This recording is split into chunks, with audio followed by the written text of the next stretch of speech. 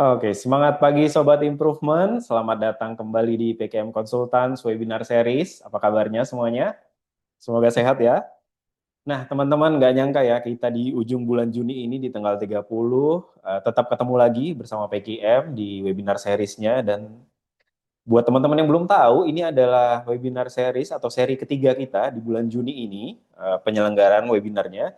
Sebelumnya di awal bulan kita udah menyelenggarakan free webinar terkait topik Lean Six Sigma. Kemudian di tengah bulan kita sambut lagi dengan topik customer experience.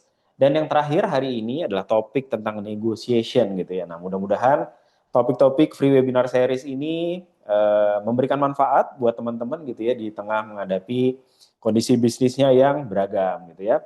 Dan teman-teman tenang aja buat teman-teman yang belum atau belum sempat mengikuti rangkaian webinar series dari PKM Consultants, semua webinar series kami yang free kami juga sertakan di atau kami upload di channel YouTube PKM Consultants. Jangan lupa di-subscribe ya teman-teman. Oke. Nah, Sobat Improvement teman-teman semuanya, pernah nggak punya pengalaman begini? Pagi-pagi baru masuk kantor, kemudian lagi nyeruput kopi, bikin teh gitu ya, terus buka laptop, melihat ada email nih dari vendor kita tercinta. Tiba-tiba dapat surat cinta yang isinya adalah, Pak Bu, mohon maaf ada pemberitahuan penyesuaian harga gitu ya. Nah, saya mau tanya nih teman-teman Sobat Improvement, coba drop aja emoji gitu ya uh, di layarnya gitu ya. Yang tahun ini lebih dari satu kali nerima email pemberitahuan penyesuaian harga siapa nih? Coba saya pengen lihat siapa aja nih. Wah, ada yang ada yang ketawa ya. Relate ya, teman-teman. Ada yang ketawa, ada yang jempol gitu ya. Banyak ya teman-teman yang nerima email pemberitahuan penyesuaian harga gitu ya. Nggak satu dua kali saya yakin di tahun ini gitu. Karena memang kondisinya juga serba tidak menentu ya dari awal tahun atau dari tahun lalu bahkan gitu ya. Oke, teman-teman. Nah, atau mungkin teman-teman juga pernah ditelepon user gitu ya dari departemen lain. Pak, Bu, kok bahan baku kita belum nyampe gitu ya. Cari dong barang barang lain gitu, alternatif gitu ya. Ya kita mau cari tapi harganya ternyata lebih mahal dari harga biasanya gitu ya. Sementara itu, bos kita di ruangan lain teriak-teriak, nggak mau tahu pokoknya kondisi lagi kayak gini, saya maunya cost reduction gitu ya. Saya mau cost-nya dijaga gitu. Nah, saya paham teman-teman semua gitu ya, Bapak Ibu purchasing atau procurement di tahun 2026 ini masa yang tidak mudah gitu ya. Kalau rasanya kayaknya tahun ini kita paling terjepit ya dari banyak sisi gitu. Tenang, perasaan Bapak Ibu sekalian itu valid gitu ya. Nggak sendirian seperti itu. Kita juga dengar banyak cerita dari teman-teman lain gitu ya. Dari pegiat purchasing atau procurement profesional gitu. Ya ada inflasi, ada konflik gitu ya di luar negeri, ada bahan bakar yang naik, ada cost logistik naik gitu ya. Dampaknya apa? Nih supplier kita atau vendor kita tuh punya alasan jadinya ya buat naikin harga gitu ya. Sementara di kondisi seperti ini, budget perusahaan kita ya mau nggak mau harus tetap ditahan gitu ya. Teman-teman. Baik, Sobat Improvement semuanya, salam kenal kembali. Bagi yang baru pertama kali join, nama saya Arif Hanifan. Selama 120 menit ke depan, kurang lebih 2 jam sampai jam 4 sore nanti kita akan mendengarkan dan diskusi ya.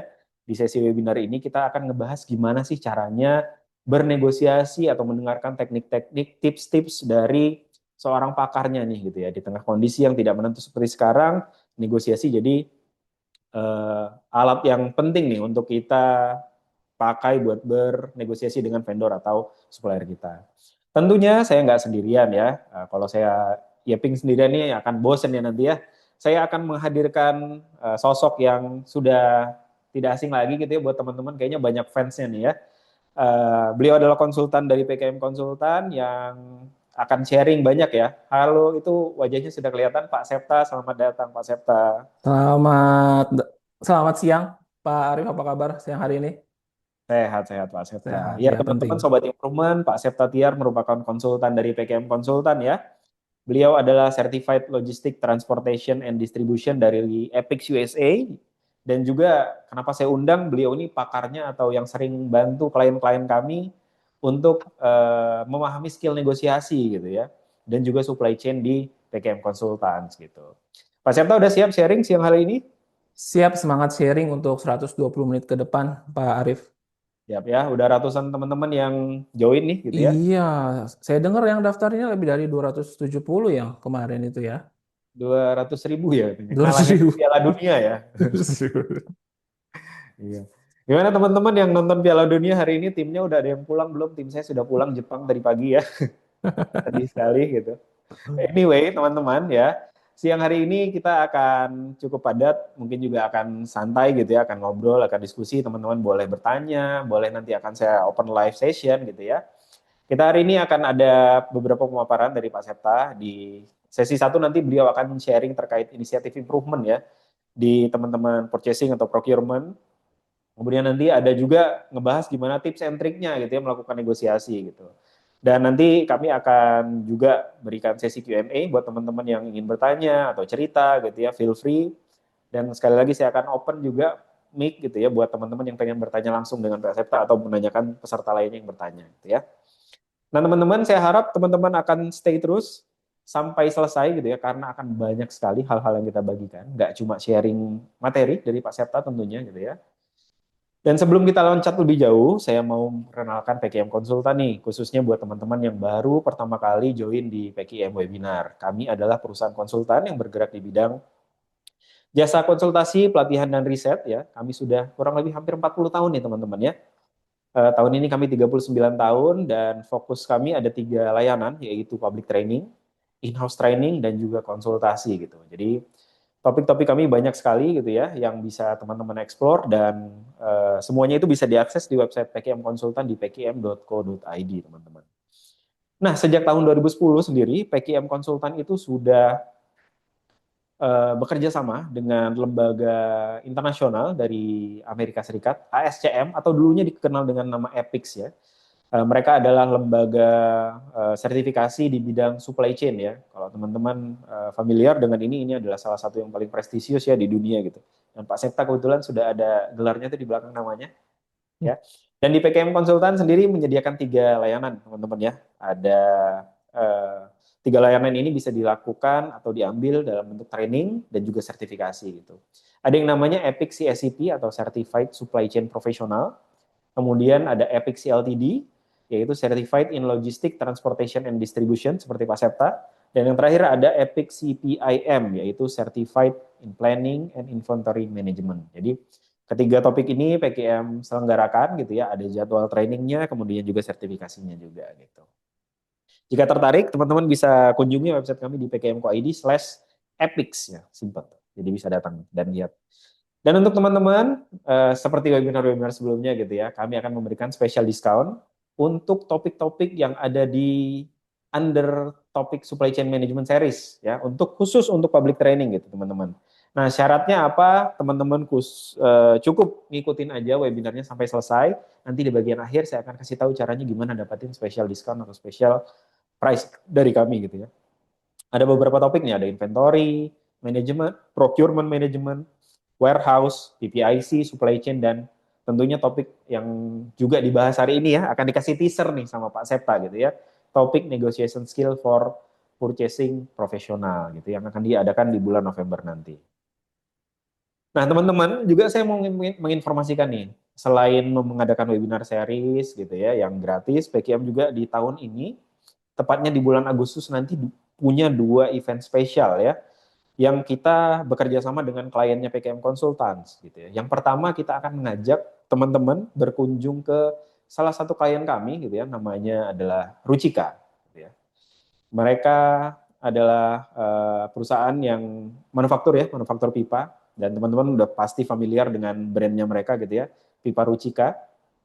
Saya yakin di setiap rumah orang juga punya gitu ya, dan mereka adalah salah satu perusahaan yang berhasil meraih TPM Award gitu ya di tahun 2024 lalu, dan kami bekerja sama dengan Rucika mengadakan sebuah acara namanya Management Field Trip. Jadi teman-teman bisa ikut ke kami melihat gimana sih mereka menerapkan TPM dan bagaimana mereka bisa menjalankan operational excellence yang dan sehingga ya di tengah kondisi seperti sekarang cost mereka tuh tetap kompetitif gitu. Gimana sih mereka menjalankannya? Jadi nggak cuma seminar, tapi teman-teman ngelihat langsung lantai produksinya seperti apa, office-nya seperti apa gitu.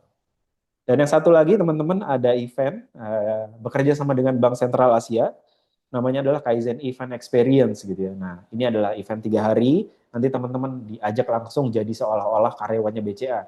Melihat gimana sih BCA kok bisa sekeren itu gitu ya, satpam-satpamnya sampai karyawannya gitu ya. Dan welcome juga nih teman-teman BCA, teman-teman Blue yang udah join di webinar kita. pada sore hari ini. Tadi saya lihat beberapa yang udah join ya. Dan teman-teman bisa dapatkan informasi ini nanti menghubungi saya atau tim PKM Konsultan gitu ya. Atau visit langsung ke websitenya PKM untuk ikut di acara Kaizen Event ataupun field trip ya. Oke, teman-teman. Ya, jadi juga sekali lagi nih ya, ada yang menarik gitu ya. Di sesi webinar kali ini kita akan kasih free konsultasi buat teman-teman yang udah join. Nanti akan teman-teman syaratnya cuma ikutin aja sampai selesai, nanti akan ada caranya gimana gitu ya supaya dapat bisa sesi konsultasi dari Pak Septa. Jadi misalnya materi Pak Septa tadi menarik untuk diimplementasi atau pengen ngobrol dulu dengan PKM, kita kasih sesi konsultasi gratis. Pak Septa mau datang ya katanya ya ke teman-teman, Siap. kantor teman-teman atau ke pabrik teman-teman. Feel free teman-teman nanti dibantu sampai akhir sesi nanti ya, ditahan gitu ya. Nanti akan kami kasih tahu caranya. Dan satu lagi teman-teman, teman-teman webinar hari ini akan dapat sebuah e-book ya, taktik negosiasi untuk buyer yang disusun sendiri oleh Pak Septa. Beliau sudah banyak sharing ya dan beliau udah menyusun beberapa tips-tips yang menarik dan praktikal gitu disusun dalam sebuah e-book. Nah, nanti akan kita berikan ke semua peserta tapi ada syaratnya dan syaratnya saya kasih di akhir webinar ya. Pokoknya jangan kabur dulu sebelum webinarnya selesai. Itu ya. Siap ya Pak Serta ya? Dikasih ke semua peserta ya? Wah, boleh, siap. Oke, nanti sekalian juga kalau Pak Serta datang ke office-nya atau ke pabrik teman-teman ditanyain gimana cara pakainya Pak gitu ya. Oke, Oke. iya. Oke teman-teman. Nah nanti kalau ada pertanyaan gitu ya teman-teman bisa mengajukan aja di kolom chat. Jangan lupa tulis nama dan perusahaan gitu ya. Dan teman-teman yang bertanya dan memberikan pertanyaan terbaik akan saya pilih gitu ya untuk diberikan saldo e-wallet. Banyak banget ya di akhir bulan ya.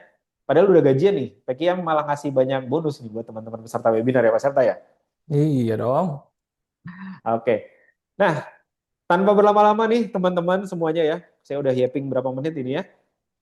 Kita lupakan sejenak omongan saya, kita lupakan sejenak purchase order yang lagi ngantri gitu ya di meja teman-teman, di laptop teman-teman.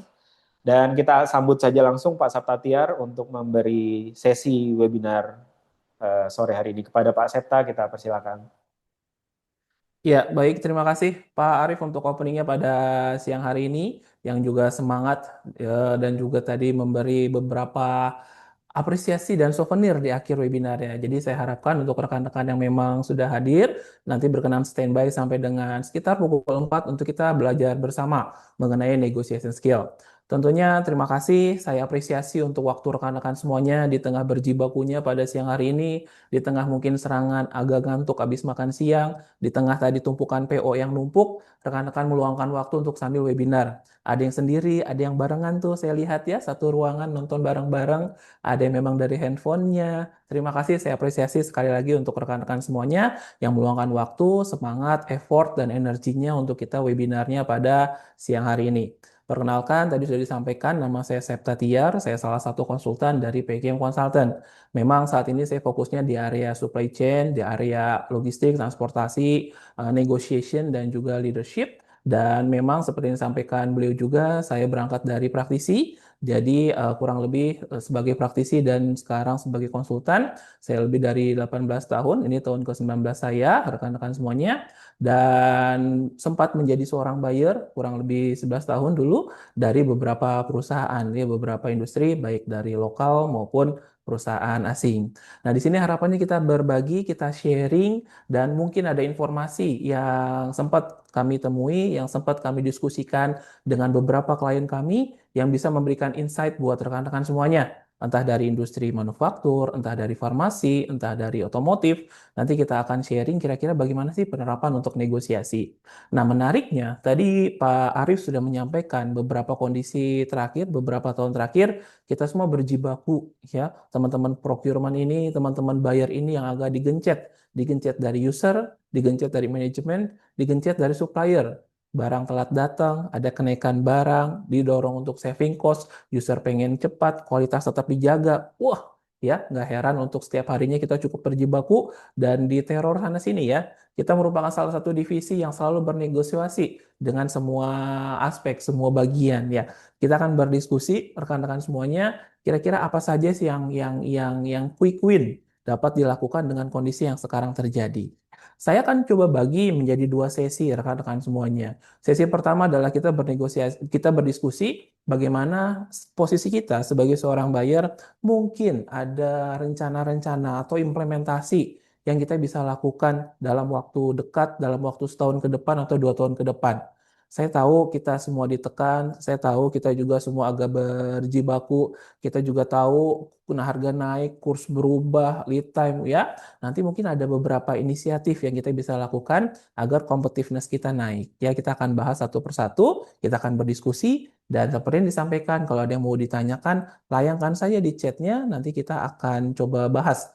Semoga dalam waktu 120 menit cukup. Kalau nggak cukup, silahkan hubungi saya, kontak saya, nanti kita akan berdiskusi selepas dari webinar ini. Ya, oke, saya akan share screen. Kira-kira diskusi kita mengenai apa untuk hari ini ya?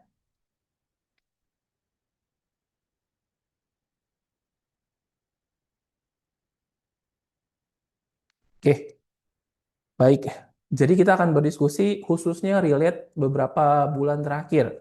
Memang pasca COVID ke sini kita semakin banyak pressure. Nah, beberapa bulan terakhir pun kita semakin banyak pressure rekan-rekan semuanya ya dari berbagai macam kondisi yang terjadi secara global yang memang berdampak kepada kita. Ya, kita akan coba memfokuskan posisi kita negosiasi sebagai seorang buyer. Jadi dalam proses diskusi kita memang menitik beratkan negosiasi sebagai seorang buyer. Bicara negosiasi, semua orang pasti melakukan negosiasi setiap harinya. Nah, setiap bagian, setiap divisi agak sedikit berbeda penerapan treatment taktiknya. Jadi yang akan kita bahas memang POV, negosiasi sebagai seorang buyer atau procurement team atau purchasing atau pengadaan atau pembelian ya. Setiap industri beda-beda penyebutannya. Oke, kita akan coba membahas untuk first session, sesi pertama. Sesi pertama, kira-kira saya akan langsung to the topic, apalagi kita cuma waktu 2 jam ya kurang. Jadi saya akan langsung to the topic dan mudah-mudahan dapat memberikan daging ya kepada rekan-rekan semuanya. Jikapun dagingnya kurang, nanti nggak apa-apa kita berdiskusi lagi, kita ngobrol lagi apa yang perlu kita emphasize nih untuk kondisi yang memang rekan-rekan hadapi pada saat ini. Oke, boleh dong kita brainstorm nih lebih dari yang udah ratusan yang datang hari ini. Kita brainstorm dahulu. Yang pertama adalah biar semua orang melihat berkenan rekan-rekan apa sih yang memang menjadi current biggest challenge untuk seorang buyer pada saat ini ya. Rekan-rekan boleh berkenan masuk ke browsernya, masuk ke Google Chrome misalnya, lalu masuk ke menti.com, ada tulisannya di layar rekan-rekan semuanya, masukkan kode dan di situ ada pertanyaan, ada jawaban yang harus rekan-rekan isi. Ya, 3 jawaban saja. Kodenya adalah 18710905. Sekali lagi, masuk ke browsernya, lalu tulis di Google Chrome misalnya, masukkan alamatnya menti.com. Begitu sudah masuk, masukkan kode. Tidak perlu pakai nama. Ya, kita akan brainstorm rekan-rekan semuanya kira-kira apa yang menjadi tantangan buyer saat ini. Ya, ada di layar, silahkan dicoba menti.com, lalu masukkan kodenya 18710905. Silahkan, sudah ada kira-kira?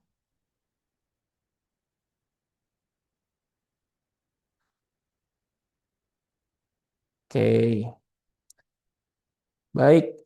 Untuk rekan-rekan yang lain, ini juga menjadi momen brainstorming. Silahkan dilihat untuk layarnya. Ini merupakan gundah gulana, termasuk tantangan, termasuk yang menjadi pain untuk rekan-rekan sobat improvement yang hadir pada siang hari ini. Ratusan audiens sudah hadir, jadi ini merupakan apa yang menjadi challenge atau tantangan yang kita hadapi saat ini.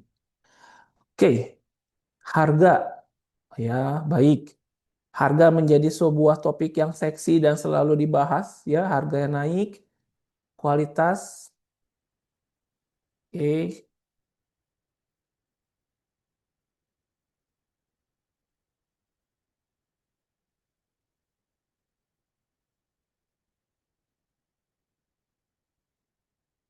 Oh, oke. Dealing, produsen sedikit, pilihan supplier, kecepatan supply, stok terbatas, pembelian urgent. Ah, pembelian urgent. Ya, kita baru duduk di meja, dapat telepon, tolong barang datang siang ini ya, PR baru, bahkan PR-nya masih proses approval. Oke, kualitas barang, Dolar, dolar gayanya oke. Terima kasih untuk kejujuran dan juga curhatnya. Memang ini sesi curhat sekalian. Keluarkan, jangan ditahan-tahan ya. Keluarkan rekan-rekan semuanya. Kenaikan BBM, kenaikan upah buruh, supplier minta maaf terus. Supplier minta maaf terus. Kenapa? Karena naik naik harga terus. Naik barang pengiriman telat. Jadi minta maaf ya, maaf ya. Oke, menarik. Oke, sourcing management. Suppliernya discontinue. Oke. Situasi politik, material availability, Donald Trump. Ada yang sampai Donald Trump segala nih ditulis. Oke. Harga kompetitif, rantai pasok, harga naik kurs, harga pengiriman, kualitas barang jelek, ketepatan waktu. Baik. Baik, kita kasih waktu sedikit lagi. Lead time panjang. Oke. Ada yang bahas MBG juga di sini. Terima kasih. Oke, ada yang bahas perang, harga. Oh, banyak. Banyak sekali yang memang bilang harga ya, rekan-rekan semuanya. Stok terbatas. Baik, baik. Agreement. Oke. Oil. Delay shipment. Baik. Material cukup sulit. Currency. Yes, tidak sesuai spek. Of course. Cost negotiation. Oke, pengiriman lama. Pasti nego susah. Ya, rupiah. Baik. Supplier. Supplier collapse. Supplier collapse. Ada yang bilang supplier discontinue. Ada yang bilang supplier collapse. Ya, sabar ya. Harga kemahalan. Harga mahal, perubahan harga. Dolar naik kayak BGST. Oh, oke, menarik. Quality issue, pengambilan keputusan. Oke, baik ya. Oke, terima kasih rekan-rekan semuanya. Ya, ini untuk sharingnya. Mostly ada yang memang harga, walaupun sekarang agak berubah tuh yang paling besarnya di depan. Jadi saya apresiasi untuk rekan-rekan semua yang memang ternyata ini menjadi tantangan buyer saat ini ya. Mostly ada yang harga, pengiriman, supplier, ada beberapa terkait kebijakan ya, jadwal, kurs, macam-macam. Terima kasih, saya apresiasi sekali untuk rekan-rekan sharingnya ya. Nah, ini adalah merupakan pain yang memang kelas ini rasakan rekan-rekan semuanya ya. Kita akan coba bahas beberapa mostly akan sangat relate kecuali part yang MBG-nya. Saya nggak akan bahas mengenai MBG, cuman part of kita menjadi seorang procurement rekan-rekan semuanya. Jadi, saya akan lanjutkan ke slide saya. Apa yang memang menjadi tantangan rekan-rekan saat ini tadi sudah dibahas ya oleh rekan-rekan semuanya. Nah, izin kalau memang tadi rekan-rekan lihat dari Mentimeter ya, mostly pada dasarnya sudah sama ya dengan apa yang coba saya petakan. Ini pun adalah hasil observasi dan juga hasil diskusi dari beberapa klien ataupun ketika beberapa rekan untuk berdiskusi selama ini. Nomor satu nih menarik, supplier menaikkan harga rekan-rekan semuanya ya. Alasannya beragam, mulai dari kenaikan raw material, mulai dari kenaikan biaya energi, mulai dari kenaikan logistik, macam-macam. Jadi pada dasarnya tuh tangan-tangan pertama kita yang sering dengar adalah supplier datang untuk menaikkan harga ya, bukan lagi dengan quotation harga yang sama. Bingung ya? Jadi pada dasarnya adalah kita awalnya mau minta diskon ataupun minta readjust mengenai price, tapi ternyata proses diskusi dia datang dengan quotation yang berbeda, menaikkan harga dengan despite reasonnya memang beragam pada saat itu. Nah, pertanyaannya dengan kondisi saat ini dan mungkin dia supplier tunggal, bagaimana kita tetap bernegosiasi? POV kita sebagai seorang buyer yang memang tetap menciptakan value added atau bernilai tambah dengan kondisi yang seperti ini. Ya, itu yang nomor satu. Yang mungkin tadi banyak yang bicara mengenai harga. Nomor dua, single source supplier, supplier tunggal. Entah supplier tunggalnya karena sole source, entah supplier tunggalnya karena memang single source. Ini tantangan yang kedua ini menurut saya lebih berat lagi rekan-rekan semuanya. Kalau memang kita memiliki supplier tunggal. Tanda kutip, mau tidak mau, kita bergantung kepada mereka. Bargaining power dia akan semakin tinggi. Sementara kita di-push dan target perusahaan tetap berjalan rekan-rekan semuanya. Nah, di sini kita akan bahas bernegosiasi dengan supplier tunggal. Ada kalanya bernegosiasi kita tidak fokus kepada harga. Mungkin dulu ketika saya procurement 10 tahun, 15 tahun lalu, 11 tahun lalu adalah bagaimana kita negosiasi dengan cheapest price, supplier juga nggak neko-neko. Sekarang berbeda kondisinya. Bagaimana kita mungkin reasonable price dengan partnership dengan supplier. Ini tantangan yang keduanya. Yang ketiga, lead time. Let's say dulu seminggu 2 minggu masih realistis. Tapi kalau sekarang rekan-rekan semuanya ya untuk beberapa kondisi lead time ini menjadi hal yang krusial. Lead time telat katakanlah supplier menganggap itu urusan kamu ya supplier tergantung termsnya tentunya. Tapi pada dasarnya oh ya udah. Terus internal perusahaan juga ini menganggap bahwa oh ini masalah buyer gitu. Jadi kita tuh di tengah-tengah digencet untuk mengenai lead time-nya. Permintaan internal mendadak tadi sudah dibahas juga banyak. Roro jonggrang kalau istilah kita dulu ya. Banyak yang memang, wah ini project Roro jonggrang. Oh ini project memang malam-malam ditelepon besok tuh barang udah datang. Wah, nah kita akan bahas juga. Nomor 4 saya emphasize izin. Terkadang kita lupa untuk barang-barang yang urgent atau maverick spending, barang-barang yang mungkin tidak ada di forecast, di perencanaan, PR yang tidak dikelola, dia akan menurunkan bargaining power kita bernegosiasi kepada si supplier. Sekali lagi, limited time atau barang yang memang mendadak akan berbanding terbalik dengan bargaining power kita, sehingga bargaining power kita akan semakin kecil. That's why kita akan sulit kalau kita berjibaku dengan barang-barang yang mendadak seperti ini. Nah, nanti itu termasuk salah satu taktik kita untuk jangka pendek bagaimana sih untuk kita melakukan improvement, inisiatif improvement yang bisa dilakukan. Salah satunya nanti relate dengan yang nomor 4 ini. Nomor 5, clear lah ya. Kondisi sekarang berubah. Kondisi sekarang menantang. Cuman perusahaan-perusahaan tetap memberikan target saving yang tetap bahkan lebih tinggi, wajar ya. Jadi secara SA company sekarang banyak juga perusahaan yang memberikan target savingnya untuk lebih tinggi. TOP nomor 6 dulu 14 hari, 30 hari tergantung barang ya tentunya. 13 hari, 14 hari oke lah.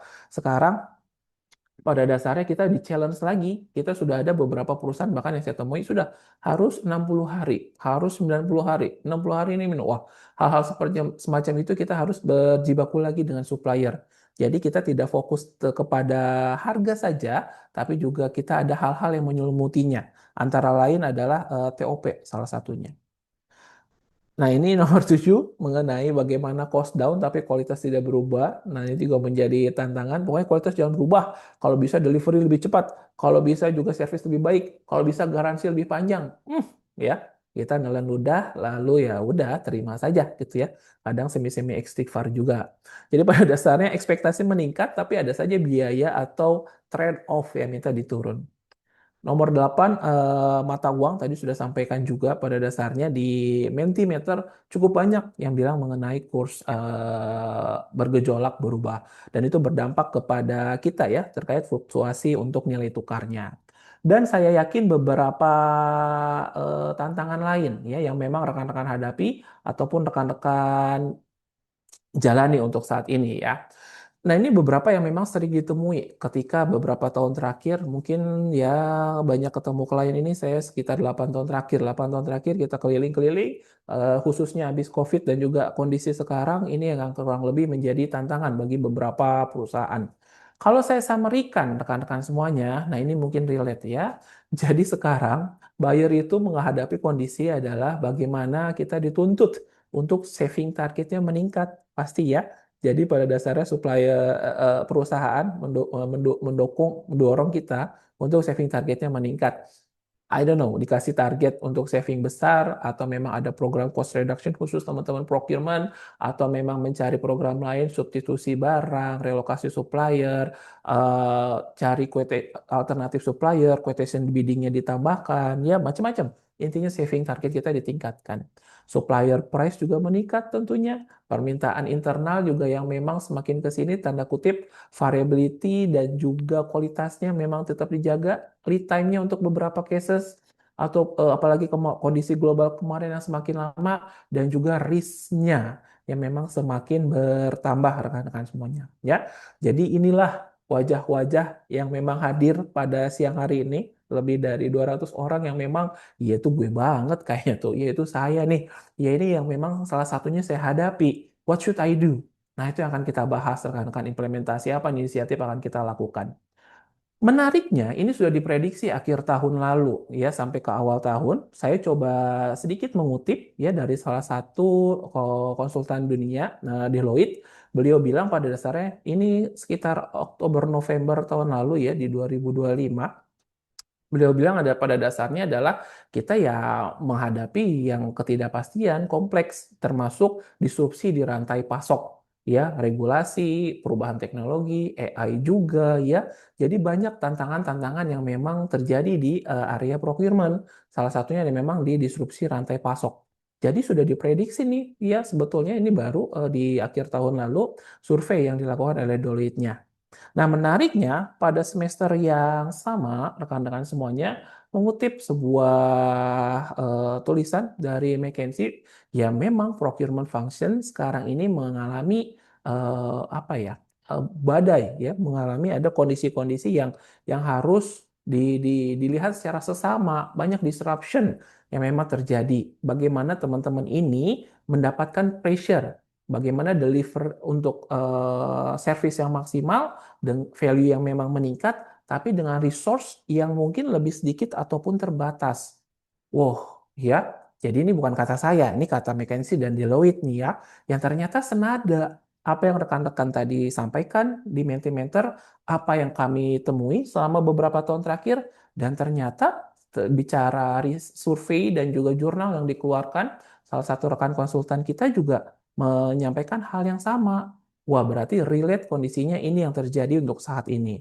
Jadi izin rekan-rekan mengingatkan pada dasarnya bagaimana rekan-rekan untuk berkompetisi, bagaimana untuk memberikan advantage yang memang lebih baik lagi terkait apapun yang terjadi, kenaikan barang, bargaining power rendah, ketidakpastian supply, resiko yang terjadi, apapun itu, maka kita harus berubah, kita harus memberikan sebuah sebuah apa ya inisiasi-inisiasi, tindakan-tindakan, rencana-rencana ya yang memang kita bisa lakukan sehingga nanti ujung-ujungnya mungkin total cost-nya lebih rendah secara pengeluaran walaupun dengan kondisi seperti ini, mungkin hubungannya akan lebih baik, mungkin bisnisnya akan growth, sustain, sukses ya kita nggak tahu.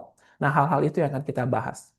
Oke, semakin mengkerucut nih. Jadi kita sepakat tantangan ini besar banget. Kita harus move on, kita harus compete, kita harus do better sebagai seorang professional buyer. Maka mungkin ada beberapa inisiatif yang rekan-rekan bisa lakukan. Oke ya. Jadi apa roadmap yang bisa procurement lakukan inisiatifnya selama beberapa waktu ke depan? Saya di-challenge nih, saya dituntut oleh perusahaan, oleh manajemen. What should I do? Nah, beberapa hal coba kita bedah. Tentunya nggak bisa rekan-rekan lakukan dalam waktu seminggu, 2 bulan, 1 hari, atau memang jangka pendek. Jadi kita coba bedah dalam tiga sebuah roadmap. Pertama adalah jangka pendek yang rekan-rekan bisa lakukan dalam waktu dekat tentunya karena ini udah urgent. Walaupun saya yakin ketika saya memang temui, wah ini sudah saya lakukan sih Pak untuk beberapa jangka pendek dan jangka menengahnya karena memang sudah menjadi hal yang genting untuk saat ini ya. Oke, kita akan bedah nanti apa yang bisa rekan-rekan lakukan dalam jangka pendek. Kita akan bedah juga apa yang bisa rekan-rekan lakukan dalam jangka menengah. Let's say dalam setahun ke depan. Ya, apa yang bisa kita lakukan? Karena kan nggak serta-merta harus berubah. Ada harus review kontrak, diskusi, approval user, approval manajemen, diskusi dengan tim, apapun itu nanti lakukan. Setelah itu bicara kita lebih enhance lagi, ada beberapa yang kita bisa lakukan untuk jangka panjangnya, let's say 1 sampai 3 tahun ke depan. Ya, jadi nanti silahkan kita coba kerucutkan tiga, tiga apa ini koridor, tiga bagian ini ya, jangka pendek, jangka menengah, dan juga jangka panjangnya. Sehingga harapannya cost-nya lebih efisiensi, supply-nya lebih resilience. Apalagi beberapa tahun terakhir ya, dulu kita kelabakan tuh pas kita nyari barang susah. Dulu kita adem ayem aja. Woi sudah, supplier kita satu atau dua kirim kirim kirim kirim. Jedar, entah ada COVID, jedar, entah ada geopolitik, supply kita ternyata nggak se-resilience itu. Ya ternyata kita ringkih. Ternyata kita perlu cari substitusi supplier. Ternyata kita perlu cari alternatif beberapa supplier lainnya. Supplier relationship, relationship ini berbanding lurus dengan kesuksesan negosiasi rekan-rekan semuanya. Jadi nanti kita akan bahas apa hubungan terkait relationship dengan negosiasi. Performance udah jelas, inovasi udah jelas ya, value creation, kolaborasi juga nanti dengan si supplier menjadi learning dan sustainable juga menjadi hal yang penting. Oke, kita kupas satu persatu, jangka pendek. Kalau ada pertanyaan, biasa seperti sampaikan Pak Arif di chatnya mungkin bisa berkenan dituliskan. Jangka pendek. Nah, nih ya. Yang pertama, kalau memang kita coba lihat apa sih yang possible kita lakukan dalam beberapa bulan ke depan atau kurang dari kurun 1 tahun. Rekan-rekan bisa coba di-spend dulu semua biaya pengeluaran yang memang dikeluarkan. Ini tuh nanti akan mendorong visibilitas ya dari rekan-rekan. Nanti akan mendorong inisiatif mana nih yang impactful terkait pengeluarannya. Oke, mungkin ada RMPM yang memang pengeluarannya besar. Nanti di sini juga kita identifikasi lagi, mungkin ada maverick spending yang keluar di luar kontrak, yang keluar karena roy jonggrang, yang keluar memang mungkin di luar perencanaan. Termasuk kita hitung di sini juga ada biaya-biaya yang tersembunyi ya. Let's say ada proses reject, ada proses rework, ada proses storage lama, ada proses additional handling ya. Kita nggak tahu. Intinya, rekan-rekan harus mengcapture current condition terkait spending yang mungkin di situ juga tersembunyi. Nah, nanti kita coba inisiasi, kita coba review apa nih langkah-langkah yang kita bisa lakukan. Ini as a procurement dulu ya, as a procurement. Termasuk kaitannya menegosiasi apa? Nah, nanti rekan-rekan bisa bernegosiasi, let's say ke user. Hey, sir, kan user. Hey, user, ini kemarin Maverick spending dari Departemen Maintenance nih sekian nih. Saya rasa bisa lebih dikelola lagi deh mengenai perencanaan untuk pembeliannya atau rencana PR-nya dalam, let's say, forecast 6 bulan setahun ke depan nih. Ya, karena kondisi seperti ini. Saya rasa ini inisiatif jangka pendek yang rekan-rekan bisa lakukan untuk melakukan improvement atau perbaikan atau reduce cost. Ya, yang kedua ini adalah renegotiate atau mungkin ada price freeze agreement.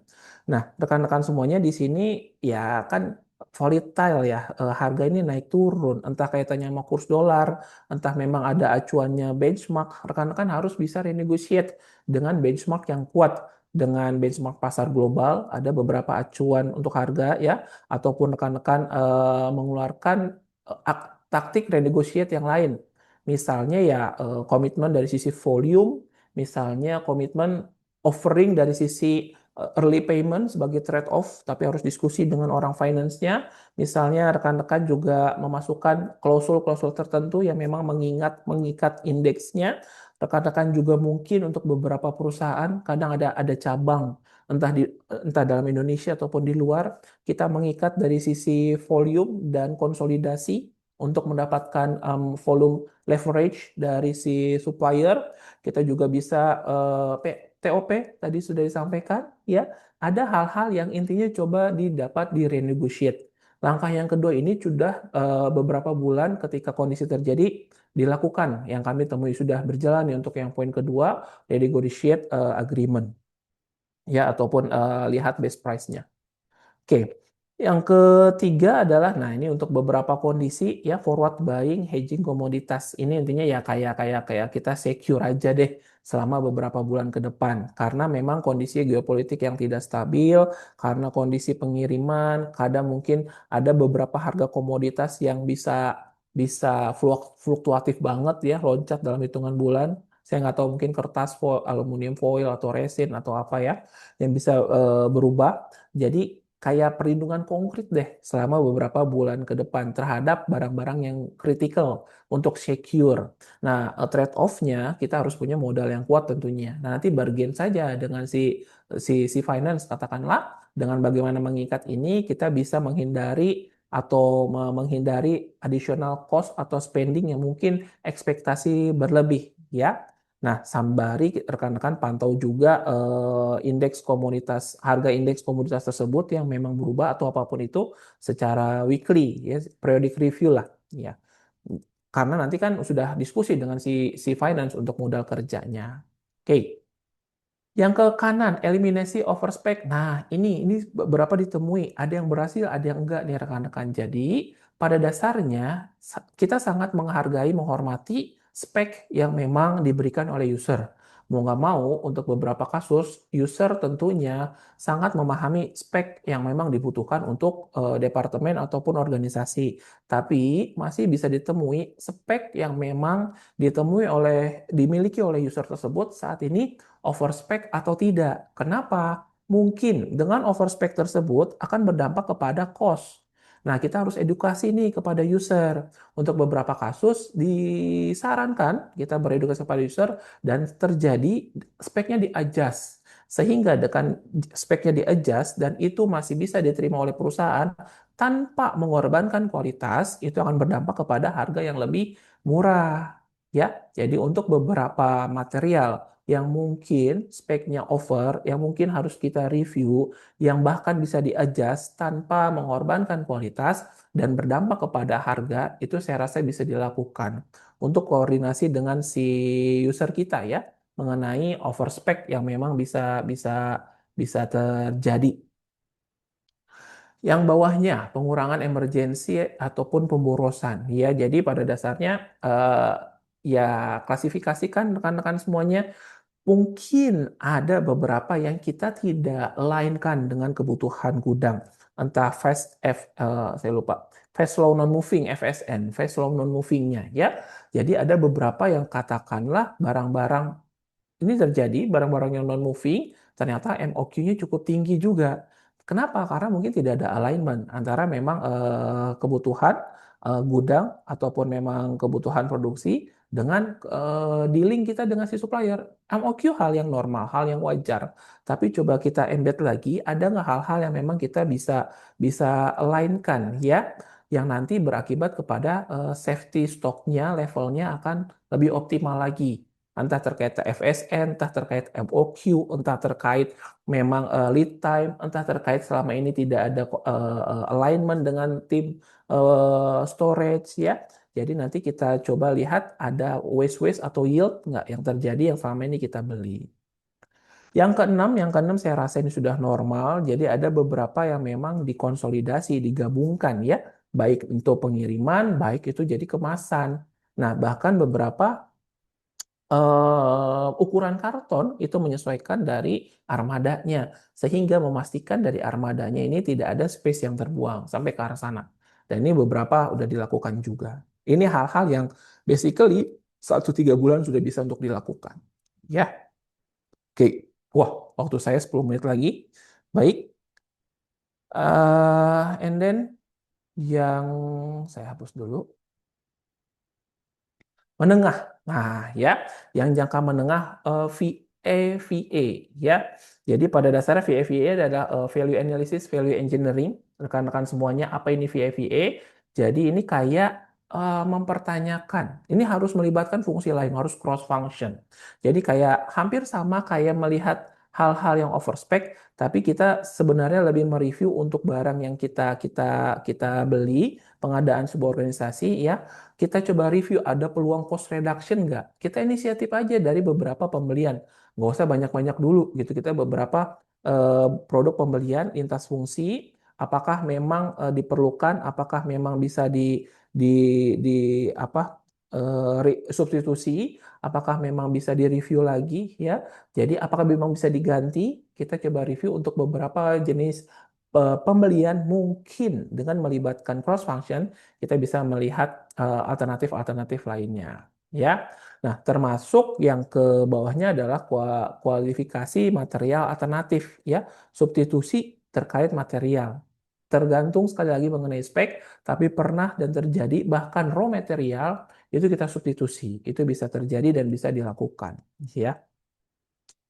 Kolaborasi, co-innovation. Jadi pada dasarnya ini kolaborasi dengan supplier banyak cara. Misalnya kayak undang supplier. Kalau yang paling kita dulu suka lakukan Armada ya. Armada undang, kasih award yang memang best responsive, best safety, no no no issue atau apalah. Nah, sekarang supplier nih ya. Jadi supplier-supplier kita tuh kita coba undang top 10 supplier, diskusi tahunan, ataupun kita kasih challenge, cost innovation challenge misalnya. Atau kita diskusi mengenai saving yang mungkin dihasilkan, kita visit nanti bagi dua untuk savingnya, atau memang cost breakdown, kita diskusi mengenai struktur cost-nya didiskusikan, open book costing, atau juga kita bisa berdiskusi pengembangan material baru untuk beberapa organisasi melakukan, atau juga kita bisa berdiskusi mengenai kasih award atau apresiasi macam-macam ya. Jadi tunjukkan kolaborasi inovasinya untuk membangun relationship dan ujungnya untuk bernegosiasi ke kitanya juga nanti. Ya. Yang selanjutnya adalah dual sourcing, nah ini normal. Ini sebelum geopolitik pun habis COVID ini cukup gencar nih. Jadi kalau ini mungkin 3-4 tahun nih yang strategi dual sourcing sudah terjadi. Sebelum COVID memang sudah terjadi dari dulu, cuman kita mengabaikan mengenai resilience-nya. Kita juga sudah bangun porsinya supplier A, supplier B, supplier C, cuman kurang tanda kutip beberapa industri dijaga. Habis COVID terpukullah kita harus benar-benar menjaga resilience rantai pasok dan sekarang semakin rekan-rekan harus mencari pemasok utama dan cadangan untuk menjamin supply kita atau pemasok. Akurasi forecast SNOP sudah clear saya rasa. Ini intinya adalah rekan-rekan harus mengetahui untuk bernegosiasi, rekan-rekan juga harus cross function dengan yang lain. Rekan-rekan harus tahu balancing kira-kira supply demand-nya, forecast akurasi dari produksi juga seperti apa proses integrasi ataupun koordinasinya. Yang terakhir, desain untuk logistiknya juga termasuk ya. Hitung cube utilization, misalnya berapa persen sih volumenya, atau ukuran palet, rekan-rekan juga bisa. Atau redesign ukuran dimensi kartonnya yang best fit, yang untuk si barangnya, termasuk juga di dalam armadanya. Kita juga kualifikasi supplier baru ya, termasuk juga nanti kemampuan dia untuk dibantu di area logistik, macam-macam.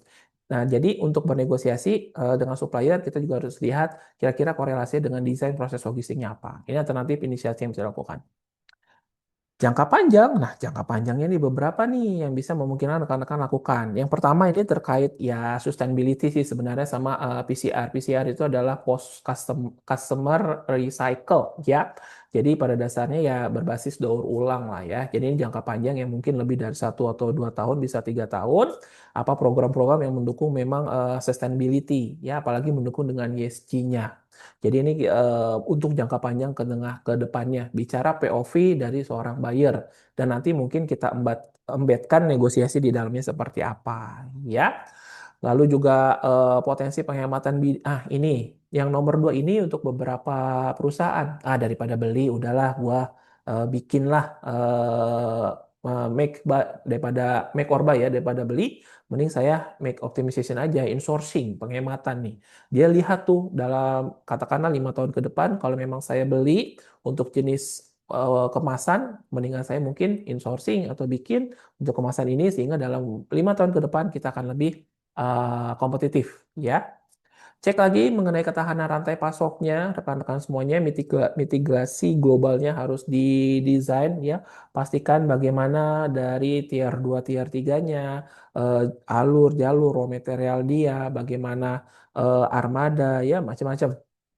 Dan yang lainnya mengenai teknologi, bagaimana rekan-rekan juga kolaborasi strategic partnernya tadi sudah disinggung. Dan yang menariknya nih di sini sempat disinggung adalah procurement center of excellence. Jadi standarisasi proses dan sertifikasi profesional untuk beberapa kapabilitas pengadaan ya. Jadi saya pernah membaca udah lama, mungkin nggak lama setelah COVID, kayak Gartner, McKinsey, Deloitte, dia juga mengeluarkan sebuah statement, nanti orang-orang habis COVID ini, orang-orang yang terlibat dalam rantai pasok, termasuk procurement di dalamnya, ini akan mengalami sebuah tantangan, antara lain adalah shortage dan perlu banyak profesional yang memang terlibat di dalamnya, ya. Nah, saya rasa ini salah satu inisiasi kita jangka panjang untuk kita melakukan inisiatif perbaikan di area rantai pasoknya, di area procurement-nya, termasuk bernegosiasi, maka kita harus upgrade diri kita salah satunya dengan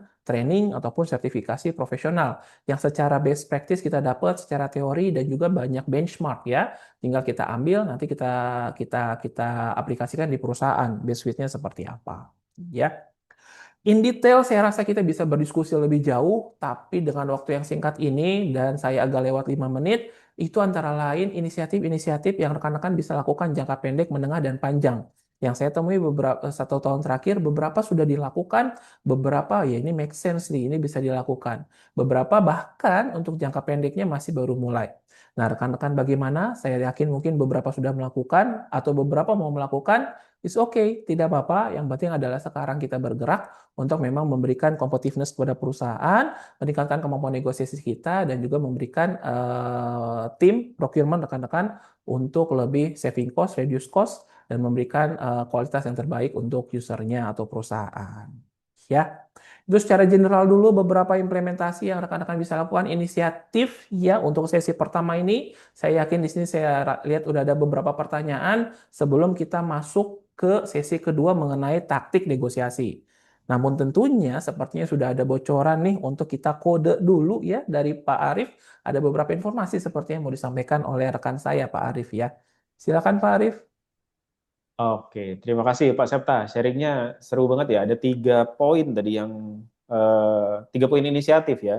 Jangka menengah, jangka pendek, dan jangka panjang gitu ya. Karena Ya, end of the day tetap aja dituntut apa nih quick win-nya buat kita gitu ya. Kalau semuanya ya, apa namanya jangka panjang mah nggak balik-balik model ya Pak ya. Ya, lama. pokoknya kita butuh quick win juga gitu. Nah teman-teman boleh yang sudah ada pertanyaan silahkan di drop aja di kolom Q&A. Kami tunggu gitu ya. Terus juga nanti teman-teman yang ingin open session juga akan saya persilakan. Udah ada 3 yang angkat tangan gitu ya. Tapi ditahan dulu teman-teman. Setelah ini kita akan dengarkan satu sesi lagi nih dari Pak Septa. Which is yang mungkin akan banyak teman-teman langsung praktekkan gitu. Karena Pak Septa akan bahas terkait tips and triknya gitu. Mungkin boleh di drop emoji jempolnya dulu nih kalau teman-teman dari pemaparan Pak Septa di sesi pertama tadi udah pernah tahu nih, udah pernah menerapkan, coba drop jempol. Atau kalau misalnya ini baru gitu ya, kasih emoji love coba. Ini baru saya denger nih gitu. Oh, mix Oke, ya, ada yang baru tahu, ada yang sudah pernah menjalankan gitu. Nah, nanti kita akan detailin ya di sesi Q&A dan juga sesi berikutnya. Tapi sebelumnya teman-teman, ada informasi sedikit gitu, boleh next. Ya, PKM Konsultan kan saya mention tadi soal topik negotiation nih. Topik negotiation itu ada di dalam salah satu rangkaian dari topik supply chain management PKM Konsultan. Dan di kami sendiri topik under supply chain management itu ada banyak teman-teman. Ada apa aja? Ini beberapa di antaranya gitu ya. Of course ada SCM itu sendiri, terus ada SNOP, Lean Logistik, kemudian Purchasing Management, PKM juga bisa menghandle topik-topik terkait manajemen ekspor import gitu ya. Kemudian negotiation tadi yang barusan Pak Septa sampaikan. Next juga ada developing partnership with supplier gitu ya. Kalau yang fokusnya ke Toyota kita punya juga namanya Jisukeng gitu ya. Terus ada vendor evaluation, warehouse management, PPIC management, effective inventory management, dan demand planning forecasting. Gitu ya. Nah, topik-topik ini bisa kita bantu dalam bentuk public training, in-house, ataupun consulting. Beberapa teman-teman yang udah hadir di sini juga klien-klien kita di topik-topik ini ya. Terima kasih atas supportnya. Nah, teman-teman, buat yang mau sesi free consultation setelah training gitu ya, jangan lupa nih nanti syaratnya satu. Saya akan share di penghujung acara gitu ya, setelah sesi Q&A nanti gitu. Jangan lupa teman-teman ya, ini next nanti mengisi checklist gitu ya untuk kita berikan kesempatannya gitu. Dan teman-teman jangan lupa juga di sesi ini kita akan memberikan free ebook ya buat peserta yang bertahan sampai akhir, sampai mengisi form evaluasi gitu. Pokoknya jangan jangan kabur buru-buru ya teman-teman. List taktik negosiasinya akan kita kasih secara eksklusif nih buat teman-teman yang sudah mengikuti sampai akhir nanti. Nah, oke. Silakan teman-teman kalau ada yang ingin bertanya gitu ya, silakan dituliskan. Pak Septa, udah siap untuk ngisi sesi kedua? oh siap selalu dong. Oke, ya. Silakan teman-teman, jika ada yang ingin bertanya, silakan dituliskan gitu ya. Jangan lupa juga ada saldo e-wallet untuk penanya terbaik gitu ya. Pak Septa, silakan sesi keduanya boleh dimulai lebih dahulu. Baik, terima kasih Pak Arief. Saldo e-walletnya untuk saya ada juga atau memang untuk penanya? Boleh, kita siapin nanti Oh ya. baik, terima kasih Pak Arief ya. Nomor saya nanti saya Nama transfer. manajemen dulu ya. Baik, terima kasih. Oke, rekan-rekan semuanya, ya nggak kerasa tadi 50 menit berdiskusi cepat sekali. Saya yakin mungkin ada beberapa pertanyaan dan atau masih penasaran bagaimana nanti implementasinya. Seperti yang disampaikan oleh Pak Arief, no worries. Jadi kita pertemuannya nggak hari ini saja tentunya. Nomor saya ada, nanti kontak saya ada, nanti kita akan berdiskusi lagi. Jika ada yang mau diskusikan apapun, mau bahas negosiasi mungkin, warehouse, supply chain, leadership, apapun boleh ya. Sampai mungkin kita mau bikin arisan juga silakan dari semua attendees yang hadir pada siang hari ini. Wah, masih masih stabil nih yang mengikuti jumlahnya ya. Terima kasih. Oke, saya langsung ke yang kedua.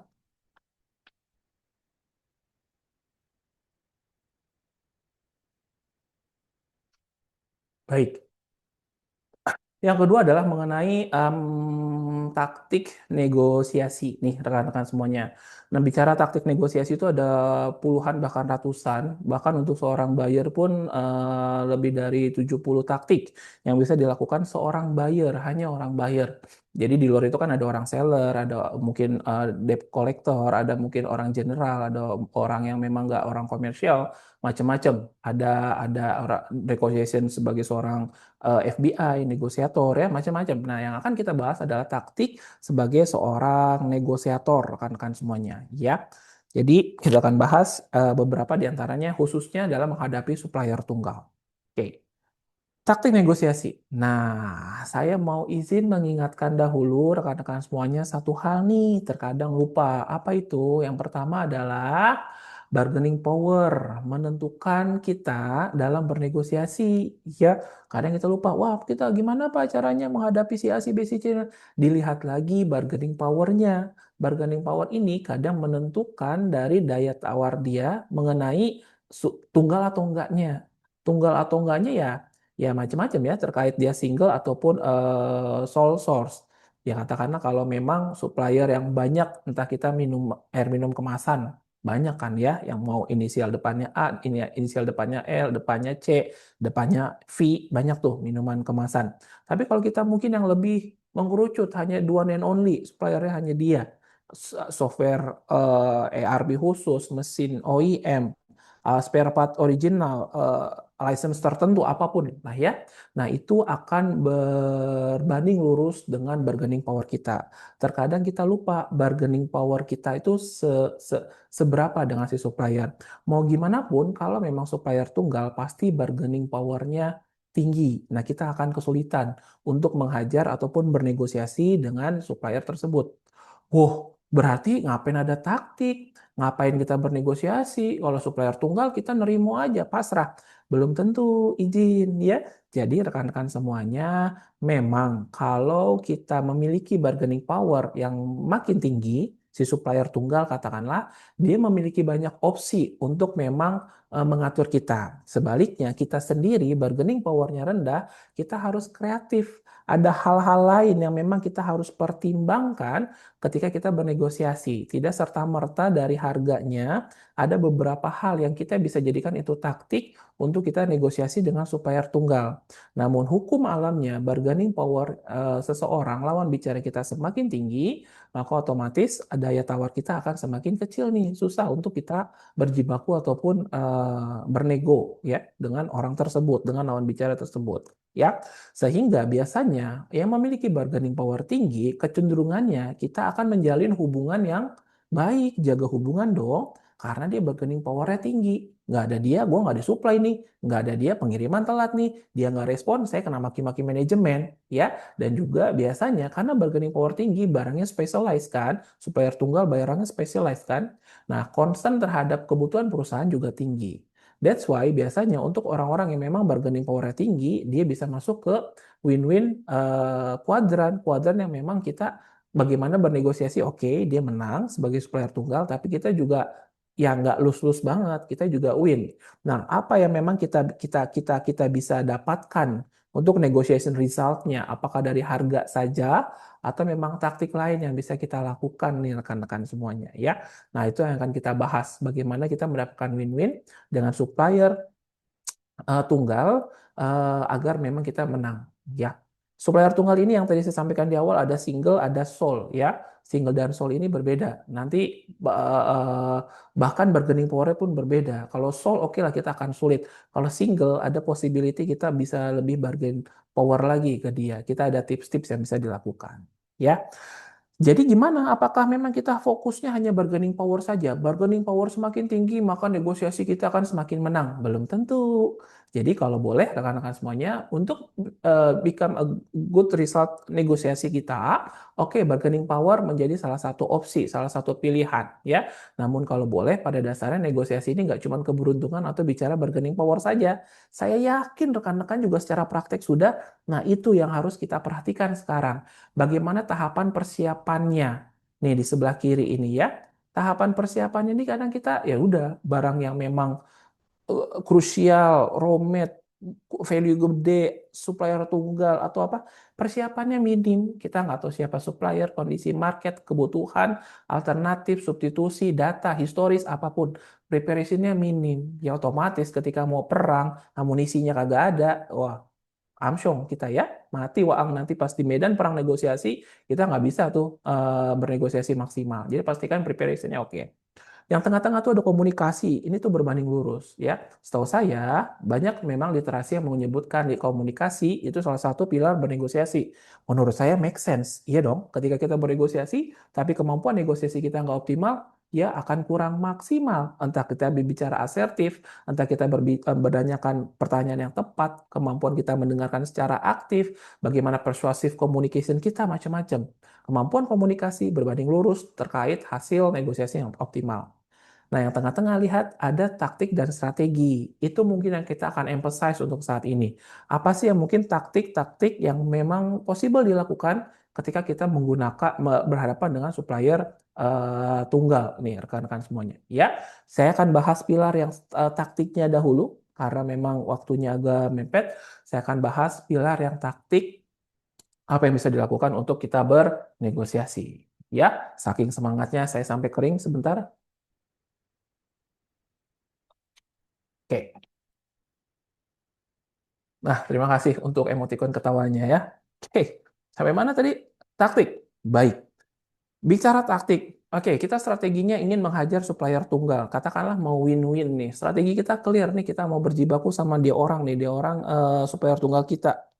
Hubungan kita harus jaga. Dan kalau nggak ada dia, pabrik kita mati. Perusahaan kita nggak jalan. Kita harus jaga. Jadi kolaboratif tuh, win-win ya strateginya. Dalam strategi win-win tersebut mungkin akan banyak taktik yang menyelimuti. Ya, terkadang kita lupa ada satu strategi, taktiknya hanya satu saja yang mengikuti. Enggak, taktik itu lebih lebih lebih lebih fleksibel, lebih varian, lebih lebih dinamis, mungkin banyak juga yang improvisasi macam-macam. Jadi banyak taktik yang mungkin akan menyelimuti. Nah, jadi taktik yang akan sampaikan ini plus minus nanti rekan-rekan lihat possible atau tidaknya. Dan ini bukan berarti semua harus dilakukan atau berupa pilihan. Ini case by case. Jadi untuk beberapa kondisi tertentu negosiasi, kita bisa pilih taktik mana nih yang mau kita ambil. Dan seperti saya sampaikan tadi, puluhan taktik bahkan ratusan bisa digunakan. Namun di sini saya coba ambil beberapa saja taktik yang possible dilakukan dan sering ditemui ya untuk beberapa kasus sebagai seorang buyer. Apa aja taktiknya? Pertama, taktik negosiasi terkadang kita hanya fokus kepada harga. Ada sebuah taktik namanya negotiate beyond price. Jadi kalau kondisi sekarang si supplier bilang nggak ada diskon, harga naik, harga sama sama Q1, Q2, harga mungkin akan naik di Q4, nggak diskon nih, ya. Nah, apalagi kalau memang angkanya tersebut sudah mengikuti indeks harga tertentu yang sudah ada patokannya, agak sulit nih ya. Nah, kita bisa cari terbaik yang memang beyond harga tersebut, yang memang bisa memberikan value kepada kita, yang tetap menguntungkan kepada kita. Misalnya kita memastikan mengenai lead time. Ya, oke harga, cuman saya reconsider mengenai lead time-nya. Lead time yang pengiriman dari Jepang ke sini selama 3 minggu saya rasa kelamaan.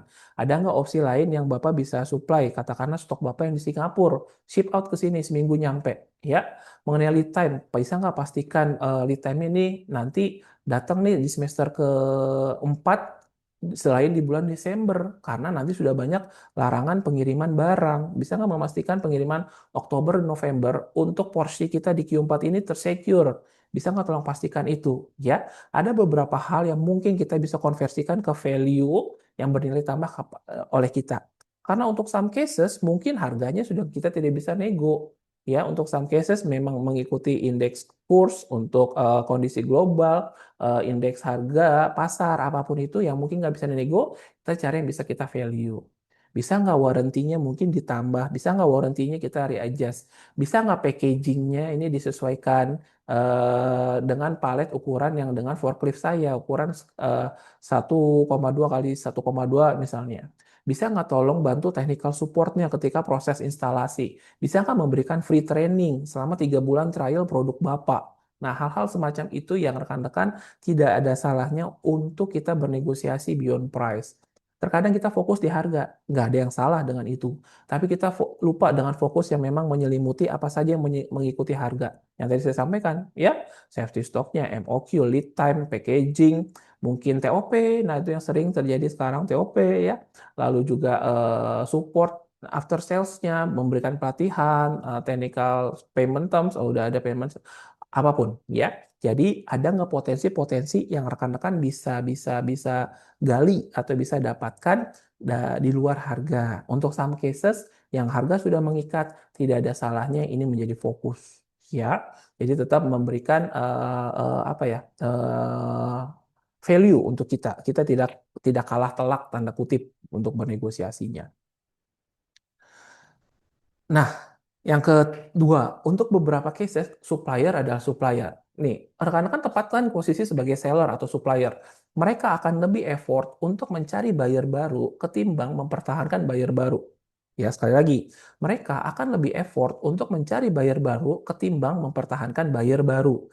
That's why dengan mindset yang memang dimiliki oleh seller, kita kasih war, kita kasih understanding, kita kasih pengertian, kita kasih future competition. Hey, supplier, walaupun mungkin masih dalam analisa atau diskusi internal ya. Jadi pada dasarnya adalah iya Bapak, kita sekarang dalam proses R&D ini mencoba redesign material nih. Kayaknya kita dapat menemukan solusi produk yang memang dapat menggantikan produk Bapak nih. Ini akan makan waktu, kami memantapkannya, cuma ini menjadi opsi yang terbaik sehingga nanti ke depannya kita dapatkan substitusi dari produk Bapak gitu ya.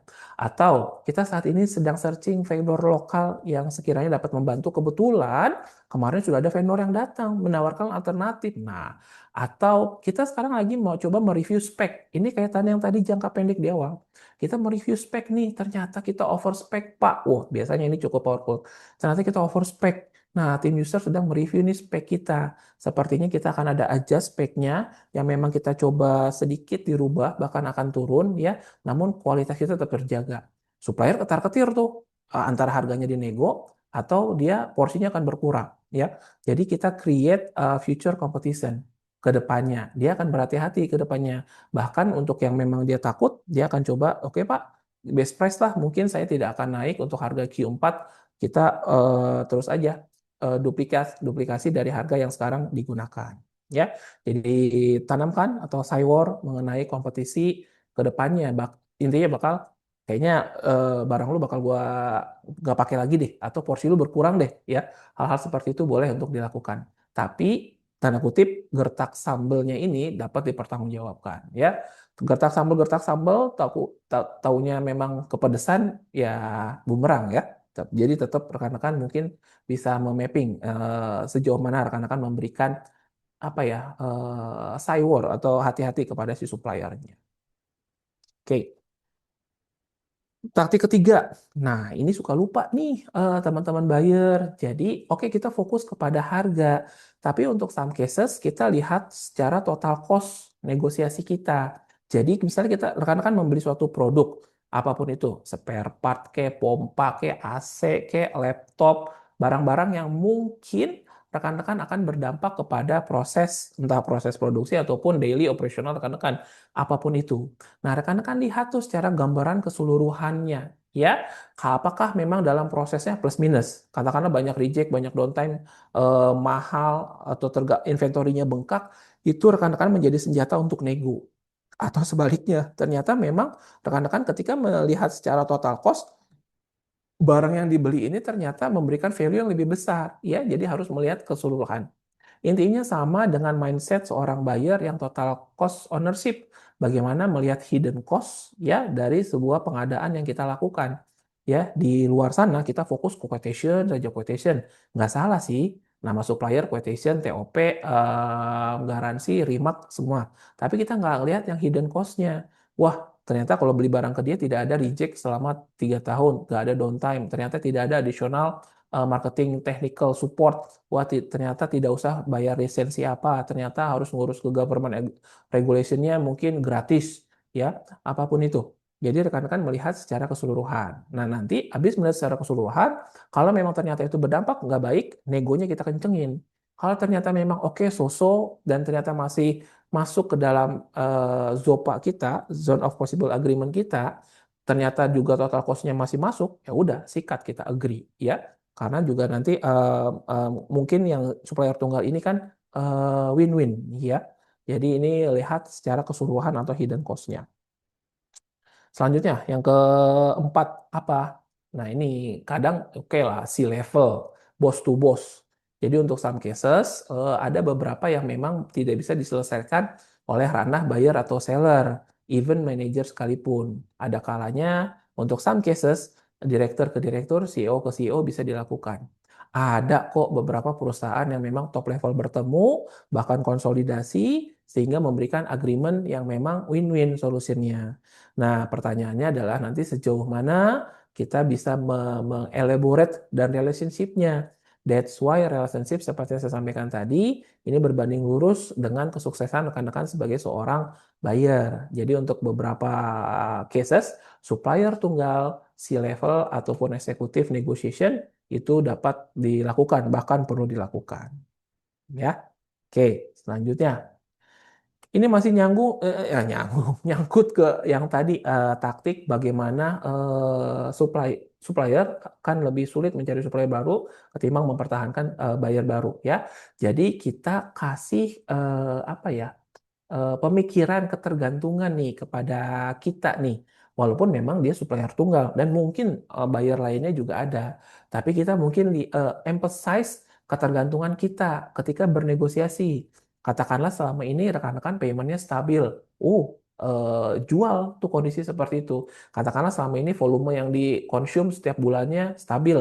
Jual tuh ke dia tuh, hey kondisi. Katakanlah selama ini selalu bikin kontrak jangka panjang, setahun atau 2 tahun. Silakan rekan-rekan ya. Katakanlah selama ini ada proses koordinasi atau joint collaboration, silakan.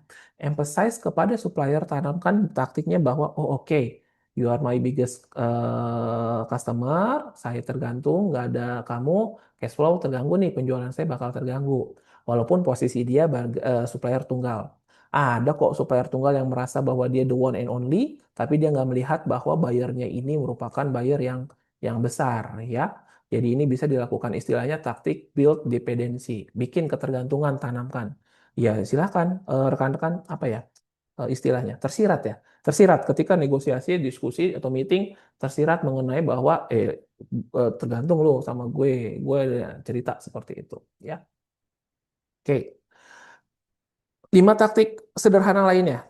Tadi mungkin taktik yang agak berat nih ya. Oke, saya ngambil 5 taktik yang mungkin agak slow. Anchoring effect. Anchoring effect. Jadi, ketika rekan-rekan bernegosiasi dengan supplier tunggal, langsung saja. Apa yang mau dibahas? Payment term. Jadi payment term-nya kayaknya kita bakal agree di angka 60 atau 90 hari ya Pak. Langsung kita anchor. Anchor itu apa? Eh, patok ya, jangkar. Kita tentukan, kita anchor ya. Acuan, kasih acuan, tep di situ. Apapun, harga pengiriman, TOP, kualitas packaging, spek, tergantung apa yang mau rekan-rekan negosiasikan. Anchor saja di situ apa yang menjadi ZOPA terbaik kita. ZOPA terbaik adalah batas batas terbaik kita ya. Batas terbaik kita, apa yang mau kita negosiasikan, anchor di situ. Jadi jangan dibuka dengan pertanyaan terbuka. Gimana nih harga di Q4? Ah, kita hindari kalau kita sudah ada analisa, harga Q4 sepertinya akan ada penurunan ya dari harga Q3. Nah, kita anchor ke arah sana. Walaupun mungkin si supplier belum bilang sama, belum bilang naik, belum bilang turun, tapi kita sudah melihat bahwasanya minimal sama. Kita anchor saja. Kayaknya Q4 harganya bakal lebih turun daripada Q3 kemarin ya, gitu. Jadi kita anchor, kasih kasih kasih kasih kasih tanamkan persepsi ya bahwasanya ekspektasi yang kita berikan itu merupakan hal yang wajar dan itu yang kita inginkan.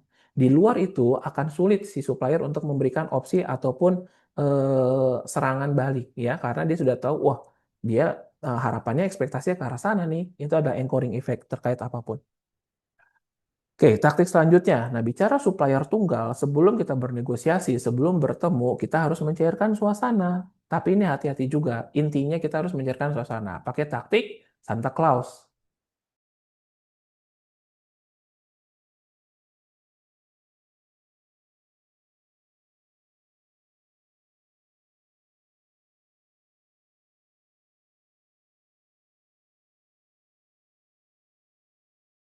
Kondisi-kondisi yang memang di area win-win, kuadran win-win tadi yang kolaboratif, itu biasanya entah buyer ataupun sellernya giving something yang memang normal untuk memang diberikan, ya, mencairkan suasana, Santa Claus-nya.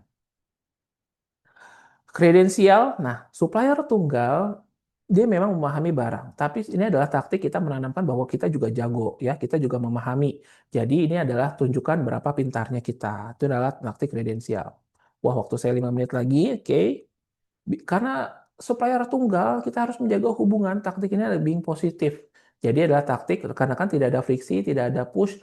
Jangan membuat dia menjadi supplier yang sifatnya transaksional atau supplier yang multi source, supplier palu gada. Nah, palu gada ke dia, sifat kita ke dia, oh amsyong, nanti dia nggak bisa supply lagi ke kita. Jadi being positif, taktik-taktik yang dia percaya pada dasarnya pendekatan positif lebih banyak, ya, tidak ada friksi, sedikit taktik yang keras, banyak informasi yang didapat, hubungan dijalin, blue behavior-nya dijaga, ya, itu adalah taktik being positif. Dan terakhir adalah tentunya memuji, bukan menjilat. Itu taktik yang dapat digunakan untuk supplier tunggal rekan-rekan semuanya. Ya. Dan sebetulnya banyak taktik-taktik lain yang kita bisa bisa lakukan, baik secara side war atau memang perlu bantuan atasan atau harus disiapkan preparation-nya atau gerak-gerik kita banyak. Namun itu beberapa yang cukup common dan saya rasa bisa praktikal dalam beberapa minggu ke depan untuk rekan-rekan lakukan beberapa taktik ya yang bisa rekan-rekan gunakan. Oke. Highlight-nya adalah sebelum saya case study adalah memang dalam negosiasi bargaining power, sekali lagi ya, karena kita bicara tadi supplier tunggal ini, bargaining power. Bargaining power menentukan seberapa besar ruang gerak kita, entah kita ataupun supplier, sekali lagi, karena bargaining power nggak harus dimiliki supplier, dimiliki kita juga. Ya, nah nanti fokus di sini adalah kita oke lah, oh supplier tunggal, supplier sole, saya nggak bisa diskusi banyak, ya wajar, tapi kita fokus rekan-rekan semuanya, ada nggak hal-hal di luar harga, ya, kita yang coba menciptakan atau minimal gap bargaining power-nya nggak terlalu jauh. Itu sih maksudnya, ya. Negosiasi kita adalah bagaimana menciptakan gap bargaining power yang tidak terlalu jauh.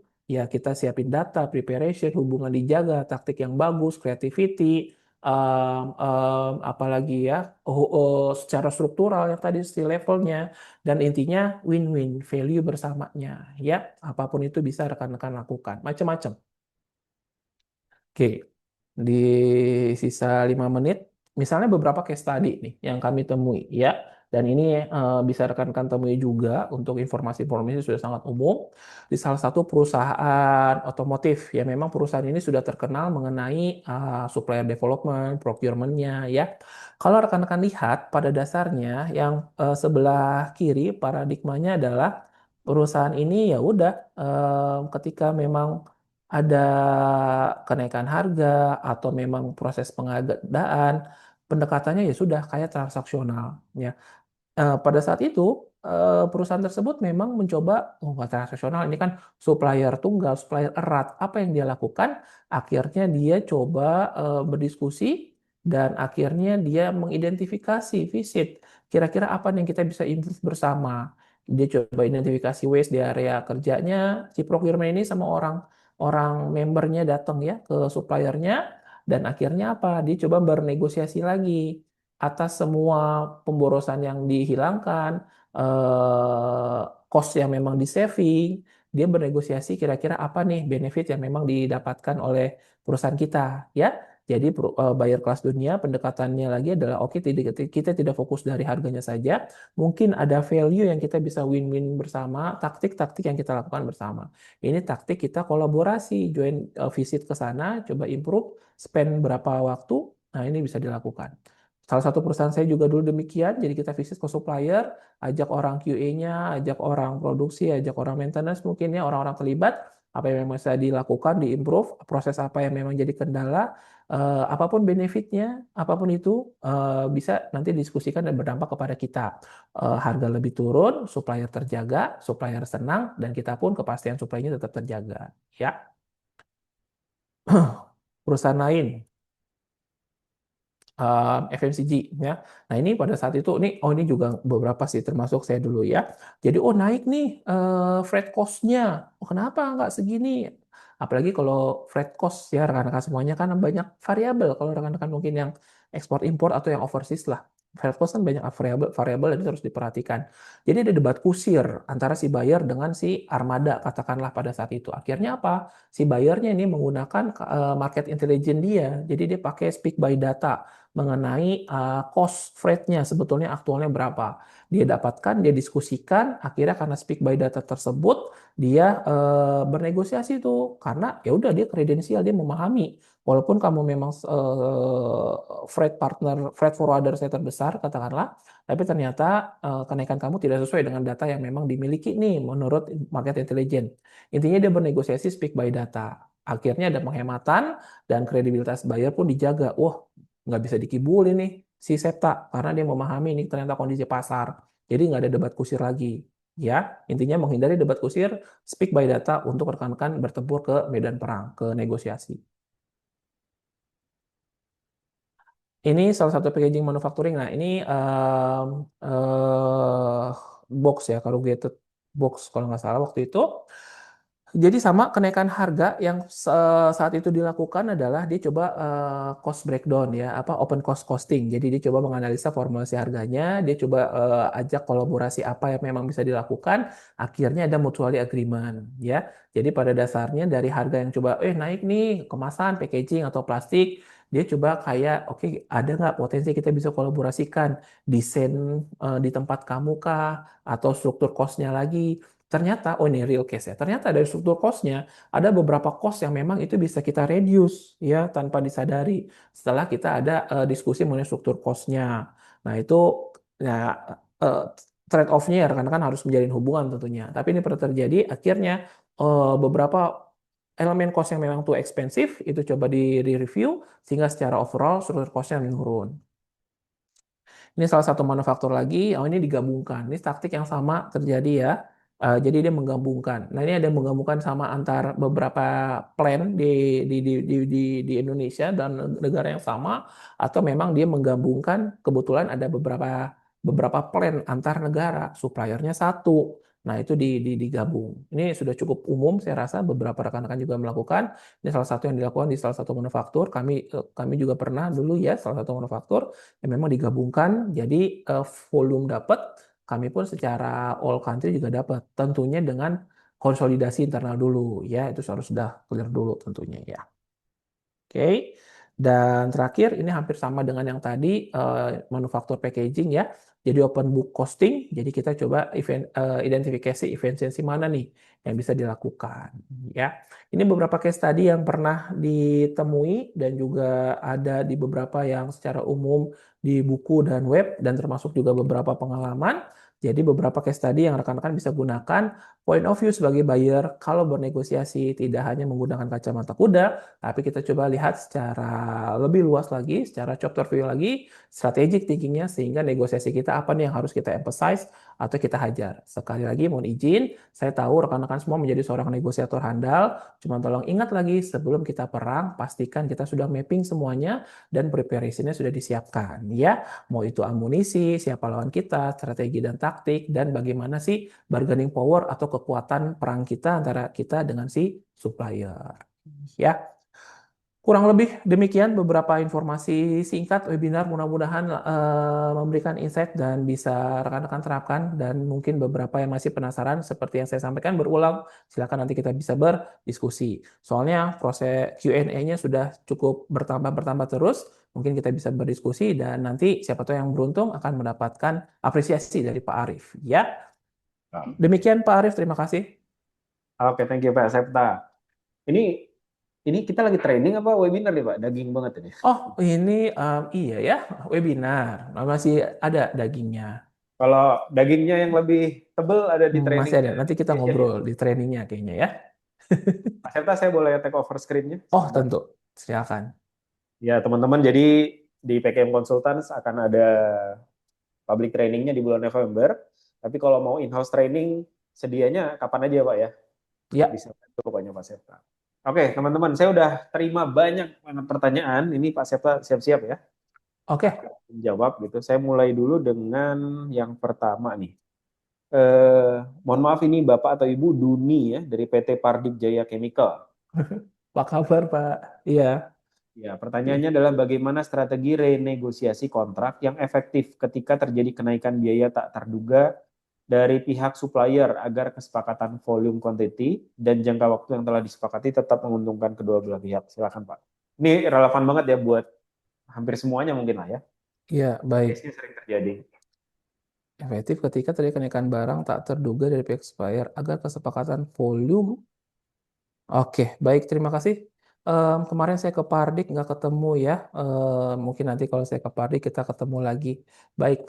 Mohon izin. Jadi pada dasarnya kalau yang tadi adanya kenaikan biaya tidak terduga itu dilihat lagi apakah dia include dalam masa kontrak ataupun tidak. Kalau memang dia include dalam masa kontrak, kan pada dasarnya sebelum membuat kontrak itu dia sudah mencakup terkait volatilitas kenaikan atau turun barang. Contoh mengenai kontrak mengenai batu bara. Batu bara kan setiap bulan itu kan ada kenaikan turunnya. Nah, kontraknya itu sudah mengikat. Ketika memang ada kenaikan ataupun hal-hal yang memang itu menjadi dispute antara dua belah pihak itu bakal ada penalti. Ya, jadi pada dasarnya itu dilihat dulu apakah di luar kontrak ataupun di dalam kontrak. Kalau di dalam kontrak dilihat tuh klausul-klausul. Ada misalnya penalti, ada misalnya dia mengurangi dari next PO-nya, macam-macam untuk one prestasi terkait kontraknya. Kalau di luar kontrak, nah ini yang memang menjadi challenge ya, karena mau nggak mau ini udah kayak kayak apa ya, ya berita buruk aja, bad news. Kalau memang ternyata ada kenaikan biaya yang tidak terduga. Basicnya normal izin ya. Jadi rekan-rekan diidentifikasi dulu kira-kira dia mengenai kenaikan biaya tidak terduganya apa. Rekan-rekan tentunya identifikasi ini supplier masuk kategori mana. Kalau memang sekiranya supplier ini masuk kategori yang kita tanda kutip harus ke dia, kita coba diskusi ke dia. Coba bisa paparkan open book costing kenaikan biayanya ini apa yang memang bisa menjadi urgensi di pihak kamu sehingga PO ke saya naik.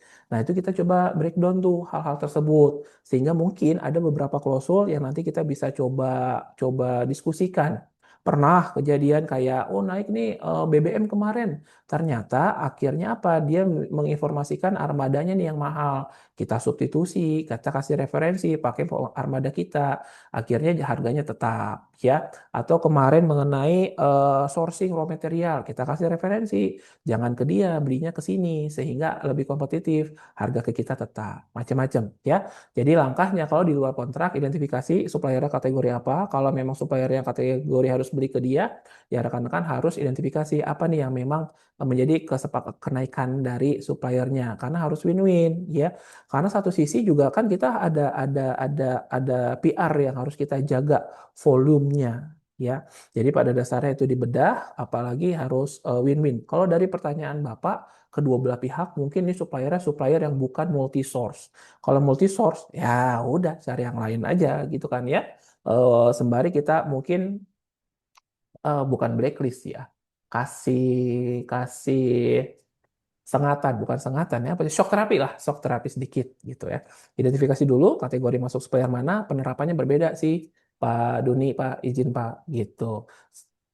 Sebelumnya cek masuk kontrak apa keluar kontrak. Yang sering saya temui banyak yang bandel-bandel mau di dalam kontrak maupun di luar kontrak, bahkan rela untuk membayar penalti. Yang di luar kontrak masih kerap ditemui di luar sana supplier-supplier yang memang nggak komit juga ya, apalagi nggak ada kontrak, walaupun memang PO udah terbit, itu juga masih kerap ditemui.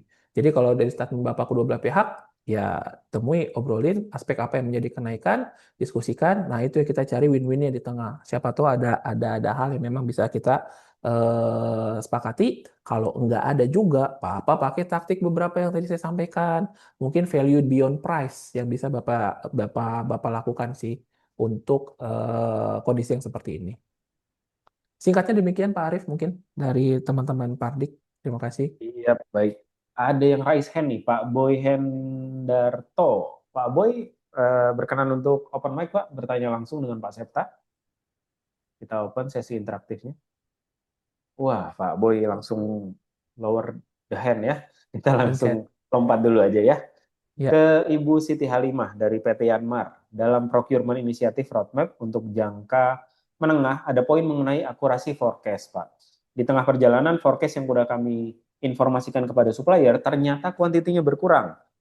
Karena Hmm. permintaan konsumer berkurang juga karena dampak Ya. eksternal seperti perang gitu ya. Ya. Kasih contoh dong negosiasi kepada supplier dengan forecast yang berkurang tersebut, harga masih tetap stabil, tidak ada kenaikan.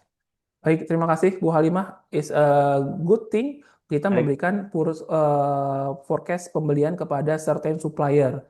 Nah, salah satu tantangan kita rantai pasok 3V kan ya. V pertama ada visibility. Untuk memastikan ke supply kita itu terjaga visibility, makanya orang-orang buyer itu sangat disarankan untuk memberikan forecast purchase plan kepada si vendor.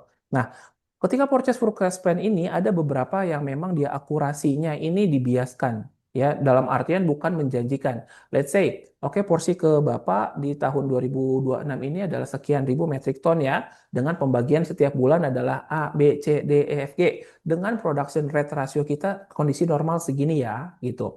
Nah, seiring jalannya waktu tetap ada periodic update bahkan setiap pengiriman mengenai purchase plan-nya sehingga kalau ada perubahan supplier merasa terupdate dan juga memahami mengenai penurunan dari rencana forecast tersebut gitu sih. Jadi pada dasarnya untuk some cases ini kondisi yang dimaklumi, diwajarkan ya. Tinggal nanti taktiknya adalah periodically update kepada si supplier dan di awalnya jangan menjanjikan tuh di awal apa nama taktiknya tuh semi-semi bukan bluffing sih. Jadi dia kayak menjanjikan tapi pada dasarnya itu merupakan gambaran. Nah, yang hati-hati beberapa jenis barang, misalnya waktu itu saya di perusahaan chemical adalah walaupun dia setiap bulannya itu ada rencana, tapi di kontrak tuh mengikat volume. Katakanlah, oke, saya kirim ke kamu 15.000 more or less, 14.000 minimum, 16.000 maksimal. Nah, itu yang harus hati-hati. Nah, itu harus diskusi sama tim internalnya. Kalau di kontraknya ada mengikat konsum volume per tahun, di mana setiap bulannya itu disesuaikan untuk production rate ratio tertentu, nah itu yang harus hati-hati. Kalau di kontraknya tidak ada, saya rasa yang tadi di awal saya sampaikan, ya, itu disampaikan di awal, periodical meeting setiap bulan, dikunci bahwa ini kondisi normal, dan tetap update kalau memang potensi ada pengurangan quantity, katakanlah ya, atau pengurangan porsi ya tanpa memang kita di awal menjanjikan tentunya. Yang sudah-sudah kadang menjanjikan, udah Bapak saya kasih sekian ya, gini. Kisaran Bapak masih top performance supplier kami yang memang porsinya ini cukup besar kalau bicara ABC model. Bapak supplier A dengan kategori kuantitinya antara 5.000 sampai 10.000 ton nih Pak untuk setiap bulannya. Ya, saya dengan posisi Bapak, saya yakin Bapak akan memberikan performa yang terbaik, support yang terbaik terhadap kita. Kebutuhan ini dengan kondisi normal production rate ratio kita sekian persen, di mana setiap bulannya kami akan update. Bahkan quarterly biasanya menginformasikan market condition. Wah, ada shutdown nih dari kondisi supplier si X, ini akan berdampak kepada kita. Kita akan banyak demand-nya. Bapak kayaknya supply-nya harus ditambah. Atau sebaliknya, wah supplier ada baru nih kompetitor, mungkin pasar kita akan berkurang Pak demand-nya akan memberi dampak ke Bapak nih production consumption-nya. Jadi mungkin ini alert buat Bapak, kebutuhan kami di Q4 bakal menurun nih Pak sepertinya. Harap maklum dan nanti menunggu PO kami kebutuhannya yang mungkin disinyalir menurun. Nah, hal seperti itu saya rasa cukup normal dan bisa disampaikan sih Bu Halimah. Tinggal dilihat include kontrak atau di luar kontrak sih.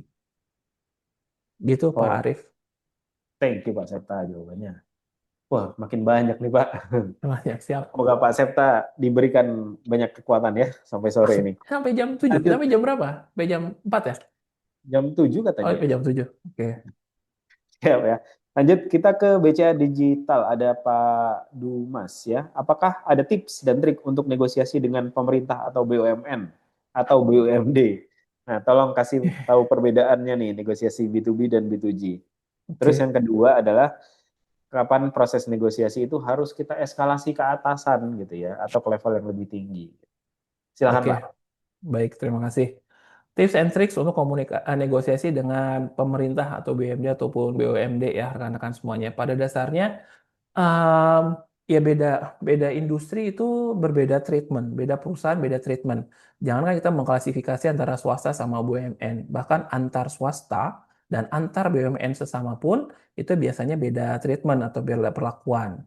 Nah, perlakuan itulah yang memang harus diketahui dan memang mungkin BUMN dengan karakter dan juga birokrasi dan juga kepentingannya maka perlu treatment-treatment yang memang berbeda ya. Nah, apakah ada tips trik khusus karena memang BUMN mungkin I don't know, mungkin rata-rata tender pertama yang untuk tender ya agak sulit untuk kita menerapkan taktiknya kecuali ada pertemuan kedua atau dia istilahnya apa? Reconfirm atau proses negosiasi ya ketika kita submit ketika mereka ya ketika kita submit untuk tendernya. Nah, itu yang memang akan berjibaku Ibu eh, atau Bapak maaf terkait taktik yang memang bisa digunakan karena terbatas. Apalagi taktik-taktik tadi, kalau memang kita tidak ada interaksi baik offline ataupun online, itu akan sulit. Offline ini ya offline ya, ketemu hahaha meeting. Online ini ya online, Vicon, telepon, chat, email, itu juga online. Kalau tentang submission saja, ya sudah, itu bicara submit aja. Paling ya itu tinggal hitung-hitungan margin aja atau nego hitungan harga ya. Nah, negosiasi B2C kalau saya pribadi ya cukup challenging untuk B2C lebih challenging daripada B2B dan B2G ya. Kenapa kok B2C lebih challenging? Ini karena mungkin banyak beberapa pengalaman yang tentang B2C-nya. Saya kebetulan juga sebagai buyer dan juga seller baik di B2B dan juga ke B2C-nya. Untuk B2C akan lebih lebih lebih unik sih kalau menurut saya ya untuk perbedaannya. Nah, mana yang memang lebih banyak digunakan taktik yang dapat diterapkan? Kalau B2B dan B2G lebih banyak ke B2B-nya sih untuk pengalaman saya selama ini. B2G-nya yang memang negosiasi resminya cukup berjibaku ataupun terbatas lah ya, terbatas. Katakanlah seperti itu dan kapan harus kita eskalasi untuk some cases yang kita butuh advice di luar ranah kita decision maker udah otomatis itu harus eskalasi namun tentunya dengan propose ide ataupun solusi. Nah, paling yang nomor dua ini izin kalau berkenan nanti ada istilahnya ketika kita mau memberikan decision entah kita harus eskalasi atau tidak minimal kita harus tahu istilahnya BATNA dan ZOPA. Memang di sini nggak dibahas, tapi di setiap kelas negosiasi atau pelatihan negosiasi pasti ada istilah itu, BATNA dan ZOPA. Itu adalah kita mengantongi ketemu dengan si lawan bicara, kapan harus deal, kapan harus enggak, kapan harus approve, kapan harus enggak, tanpa harus eskalasi. Even though itu ranah atasan, minimal kita udah ada gambaran, ya. Jadi kalau boleh untuk yang nomor dua, kalau memang itu sudah beyond our scoop ya tanda kutip dan juga rekan-rekan perlu decision maker yang mungkin level tinggi ya silakan eskalasi tapi kalau berkenan belajar mandiri mengenai BATNA dan ZOPA itu akan membantu ketika rekan-rekan either saya perlu untuk eskalasi untuk sekarang atau memang nggak perlu bolak-balik nah itu pelajari BATNA atau ZOPA-nya ya. Yang nomor satu menarik pertanyaannya, mungkin terpisah kita bisa diskusi bagaimana B2B, B2G, dan B2C. Nanti saya akan sharing juga ya, karena akan menarik juga untuk beberapa negosiasi. Terima kasih Pak Arief. Oke, terkait Batna dan Zulfa bisa dapat detailnya di trainingnya Pak Seta ya. Ya, nanti ada training di publik pengenalan mengenai BATNA, ZOPA, reservation price, dan juga konsesi. Itu framework negosiasi. Nah, itu teman-teman silahkan ya, nanti di booking kelasnya Pak Seta tuh bulan November. Oke, Mm-mm. next saya mau lompat dulu ke Ibu Bu, siapa Ica nih? Wasita dari PT DMJ. Nah, ini Ibu. banyak nih yang mengalami ini gitu ya. Izin bertanya, kami memiliki vendor dengan keterikatan dengan senior kami. Hubungan kami cukup baik karena personal dan profesional. Namun hal ini membuat kami procurement stuck untuk improve akan negosiasi harga. Saat ini Hmm. kami terhubung dengan anak dari vendor. Jadi ketika kami melakukan nego, maka anak vendor yang sekarang handle akan info ke orang tuanya dan akhirnya discuss dengan senior kami gitu ya. Sehingga kesannya memiliki jalur khusus, namun memang secara harga tidak terlalu jauh dengan perhitungan real kami. Kami telah nego dengan perhitungan real, namun hasil penurunan masih jauh dari perhitungan. Apakah ada kiat khususnya, Pak? Banyak nih ya. udah generasi sebelum-sebelumnya udah sepuh tuh jangan disentuh pokoknya gitu ya. Vendor yang ini gitu. Gimana tuh, Pak? Oke, baik. Pertanyaan Bu Ica ini sepertinya saya harus memang parkir ya. Bu Ica apa kabar? Gimana Jember keadaannya ya? Semoga cuacanya cerah dan Bu Ica juga cerah. Ditunggu Ibu di Jakarta dan di Bogornya udah lama nggak visit lagi ya untuk bulan ini. Baik. Bu Ica pertanyaannya menarik. Nanti paralel mungkin kita akan berdiskusi dengan terpisah. Ini pertanyaan yang memang di luar kondisi normal. Jadi izin, mungkin kita sama-sama tahu procurement ini adalah kondisi-kondisi banyak yang unik. Saya nggak bilang abnormal ya. Kondisi-kondisi yang unik, termasuk yang memang disampaikan oleh Bu Ica tersebut. Kondisi-kondisi yang disampaikan Bu Ica ini pada dasarnya akan perlu effort dan juga makan waktu dan akan sulit untuk dikerjakan sendiri. Kerjakan sendiri bakal nelan ludah dan istighfar terus, namun pada dasarnya beberapa yang Bu Ica alami pernah ada dapat sharing yang hampir serupa kondisi-kondisi seperti ini ya. Nah, ini perlu pendalaman lebih lanjut dan karena ini kondisi-kondisi yang memang unik, maka jawabannya juga ini rasanya unik.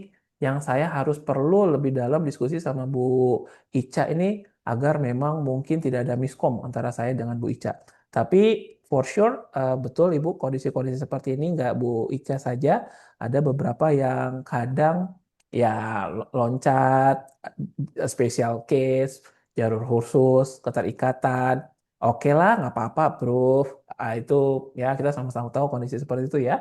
Nah itu nanti kita akan bahas lebih dalam sih, Bu Ica. Oh, untuk saat ini secara teoritis saya tidak bisa jawab, namun secara praktek di lapangan nanti kita akan bisa sharing banyak dengan Bu Ica saya rasa. Terima kasih Bu Ica untuk pertanyaannya dan sudah mendengarkan webinar hari ini Bu Ica. Oke, next Pak, kita ada dari Ibu Fani ya, dari PT Holland Colors Asia. Ibu Dia bertanya, Fani. ya, kalau Ya. kita purchasing punya satu supplier karena barangnya monopoli, cara menciptakan alternatif biar bargaining power kita naik gimana Pak caranya? Nah, terima kasih Bu Fani. Persis Ibu izin ini yang memang hanya satu supplier, bahkan tanda kutip cenderung monopoli. Nah, balikin dulu bargaining powernya, ini harganya mengikat atau ada indeks yang mengikat atau enggak setiap bulannya. Karena bagaimanapun itu udah kayak sifat transaksional aja, tapi kita tetap harus jaga hubungan. Saya nggak tahu, mungkin beberapa yang kayak udah ada acuannya harga apa tuh nitrogen cair, mungkin plastik, alkohol, propilen ya, hal-hal yang mungkin sudah ada acuannya. Misalnya dia mengikat indeks harga tertentu setiap bulannya, tinggal dikalikan X faktor ya sudah kita tinggal ikuti gitu ya. Namun kalau memang ternyata dia supplier tunggal tapi tidak mengikuti indeks harga tertentu, memang monopoli, kita masih ada upaya Ibu. Tadi beberapa taktik paling sudah disampaikan. Value-nya kah? Mungkin ada yang bisa kita dapatkan. Kita kasih kayak Cywar Future Competition kah? Walaupun kalau memungkinkan ya kita kasih substitusinya. Kita kasih Cywar bahwa lu tergantung sama gue supplier, gue bayar besar nih komposisinya. I'm a big fish gitu dari produk kamu gitu. Jadi dia akan memberikan apa pertimbangan-pertimbangan tertentu. Pernah dia ada supplier tunggal, dia hanya berdampak kepada dia. Semua taktik dilakukan, relationship dijaga, ada masalah terjadi, ya dia jadi pada saat itu ada sub kompetitor yang shutdown sehingga permintaan untuk produk tersebut menjadi urgent, banyak yang beli, ya kan? Cuman si perusahaan ini akan tetap mendapatkan porsi, walaupun mungkin perusahaan lain akan beli lebih mahal karena new buyer kan. Cuman karena dia menjaga hubungan, dia tahu bahwa kita sudah build dependensi, dia tahu bahwa kita apa relationship-nya dijaga, dia tahu bahwa kita selama ini win-win relationship, dia tetap ngasih kita porsi. Nih, porsi dia kasih. Ya, pernah kejadian beberapa perusahaan ada yang melibatkan swasta, PMA, BUMN yang memang ternyata relationship menjadi bumbu negosiasi, ada masalah atau apa yang menjadi value kita itu tetap dikasih ya. Jadi kalau berkenan untuk pertanyaan Ibu dilihat lagi secara harga ngikatnya seperti apa perhitungannya. Kalau memang bebas, saya rasa beberapa taktik tadi bisa dicoba. Di luar itu nanti taktik apa lagi bisa diskusi untuk kondisi-kondisi yang dialami oleh Bu Fani. Demikian, Pak Arif. Terima kasih. Pertanyaan Bu Fani ini tadi mirip dengan yang ditanyakan Bu Herliani dari PT Inafood ya Pak ya, terkait pemasok Mm, tuh. tunggal. Semoga Bu Herliani juga mendengarkan ya tadi jawaban dari Pak Septa yang sama nih pertanyaannya. Ya, Kita lanjut masih banyak nih Pak ya, Septa. ya. Oke, saya pilih lagi ya. Ya. Oke, kita ke jadi ke Pak Erwan dulu kali ya. Pak Erwan Setiawan dari Barito. Dalam pengadaan jasa maupun barang strategis, bagaimana cara mengkombinasikan market intelligence dengan total cost of ownership sehingga negosiasi nggak cuma fokusnya ke harga yang terendah gitu Pak, tapi juga ngasilin nilai bisnis yang optimal bagi perusahaan. Hmm. Oke, baik, terima kasih. Nah, kebetulan source untuk market intelligence dan juga untuk mendapatkan total cost of ownership pada dasarnya ada beberapa sourcing yang rekan-rekan bisa dapatkan sama source-nya. Misalnya, oke, market intelligence rekan-rekan ada sourcing-nya lah ya, entah dari sister company, entah dari subscription ke ke ke organisasi tertentu, entah rekan-rekan juga ikut sekarang yang berbayar, banyak lah ya informasi-informasi yang market intelligence ya. Nah, informasi tersebut dikombin dengan total cost ownership yang memang secara internal dalam perusahaan itu terjadi. Misalnya adalah untuk pengadaan jenis-jenis barang tertentu, rekan-rekan mungkin ada data historis yang memang terjadi dalam, I don't know, 3 tahun, 5 tahun terakhir, setahun terakhir tergantung jenis barang. Nah, dalam periode waktu tertentu, kira-kira ada additional cost nggak yang keluar? Ya, itu nanti menjadi referensi. Ternyata total cost pengadaan ini secara data historis ini kondisinya adalah ini loh yang terjadi rework, reject, downtime, additional cost, biaya survei apapun lah ya. Itu rekan-rekan lihat data historisnya. Bagaimana kalau memang pengadaan atau jasa yang memang tidak ada data historisnya, rekan-rekan semuanya? TCO ini bisa rekan-rekan dapatkan informasinya dari berbagai source yang lain. Pertama mungkin dari referensi dari user kita. Mau nggak mau user kita mengetahui itu jenis barang yang dibeli. Diskusi sama dia, hey sir, dalam dalam penggunaan produk kamu beli AC Daikin ini 5 tahun ke depan kira-kira apa nih bakal cost yang keluar gitu ya. Atau rekan-rekan berdiskusi dengan associate atau komunitas atau ya klubnya lah sesama procurement. Atau rekan-rekan berdiskusi sama kompetitor yang memang hubungannya dekat tanpa membuka informasi yang memang sebetulnya ya itu bisa.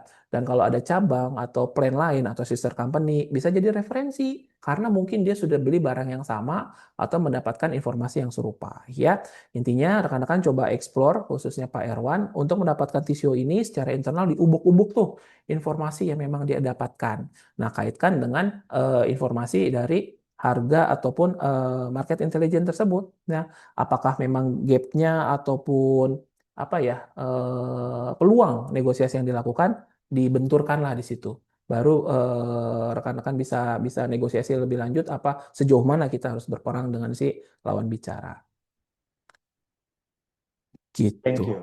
Siap, Pak Septa. Iya. Baik, teman-teman Sobat Improvement, ini masih banyak yang ingin bertanya, cuma sebelumnya saya mohon izin ya teman-teman untuk bisa sambil nih ya, sambil Pak Septa menjawab, bisa mohon bantuannya untuk mengisi formulir evaluasi nih event kita. Nah, ini adalah sebagai syarat buat teman-teman tadi adalah untuk dapetin apa? Special prize buat event-event public training kita. Kemudian yang kedua adalah terkait e-book gitu ya. Dan juga ini adalah bahan evaluasi ya yang tentunya yang paling utama untuk PKM konsultan nih teman-teman gitu. Nah, singkat aja pertanyaannya ada kurang lebih 11 gitu ya. Silakan diisi dengan pengalamannya mengikuti webinar ini dan mungkin ada hal-hal yang ingin ditindaklanjuti dari pembicaraan kita pada sore hari ini gitu ya. Baik, silakan teman-teman sambil mengisi. Saya akan memilih lagi pertanyaan lain gitu ya. Oke, kita lanjut ke tadi ada dari MDS Retailing ya, dari Pak Calvin. eh, Biaya pengiriman sekarang cenderung naik terus gitu ya. Biaya forward container bisa 2 kali lipat efek dari kenaikan BBM Pak gitu ya. Terus kita udah coba komparasi vendor gitu ya. Terus menginformasikan skala prioritas ke vendor-vendor untuk menentukan seberapa sering kita akan pakai gitu ya supaya bisa ngasih best price lah mereka vendornya gitu ya. Tapi dari nego tersebut manajemen masih belum happy gitu ya. Ada tips lain nggak Pak? Taktik negosiasi lain yang bisa dipakai nggak untuk hal ini? Oke, baik, terima kasih. Izin saya coba sekali lagi, mengalami kenaikan harga biaya forwarder kontainer, ya, 2 kali lipat harga bahan bakar. Oh, ini freight forwarder mungkin ya, biaya pelabuhan naik, kelengkapan lalala.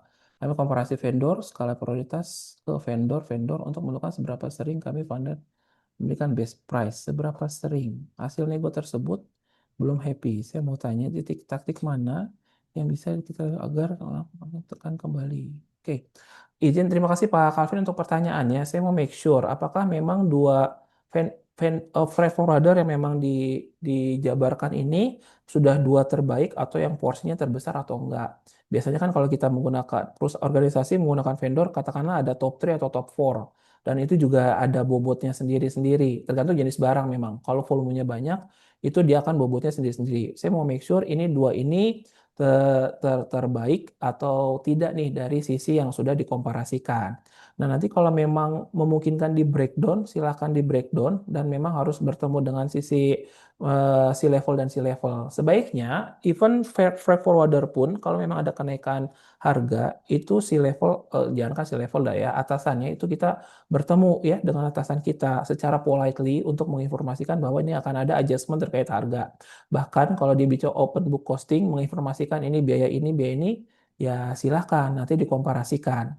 Kalau memang memperkuat, salah satu taktiknya adalah kita pakai additional tambahan ya forwarder yang lain, vendor yang lain, entah yang existing atau kita nyari ya, itu speak by data. Jadi kalau berkenan, taktik apa sih yang memang agar si manajemen happy adalah speak by data, Bapak. Speak by datanya apa? Bapak bisa kuatkan si dua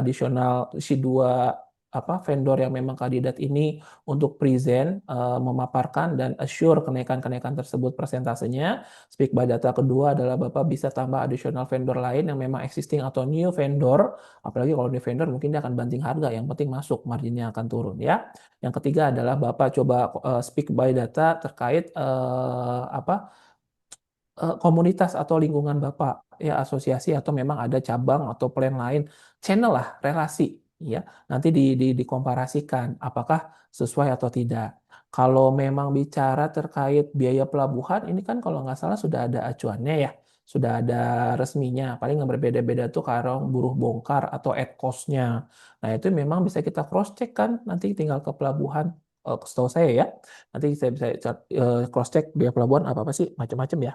THC, apa lolo, live on live off lah, terus dokumen, buruh bongkar, macam-macam. Kalau ada red atau yellow itu lah ya.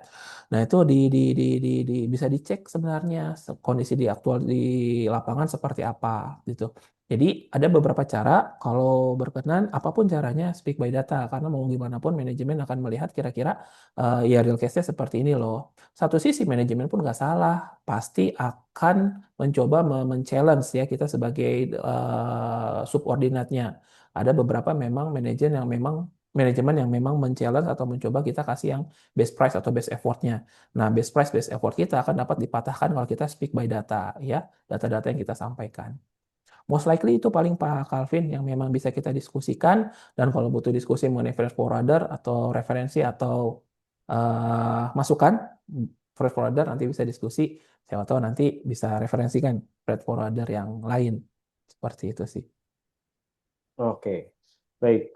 Terima kasih Pak Septa. Next question ya, teman-teman masih bisa untuk mengisi polling atau formulir evaluasinya. Sudah tertera ya di layar. Ya, Kemudian eh, teman-teman ada pertanyaan lanjutan nih dari PT Monokam Surya, dari Pak Rega ya.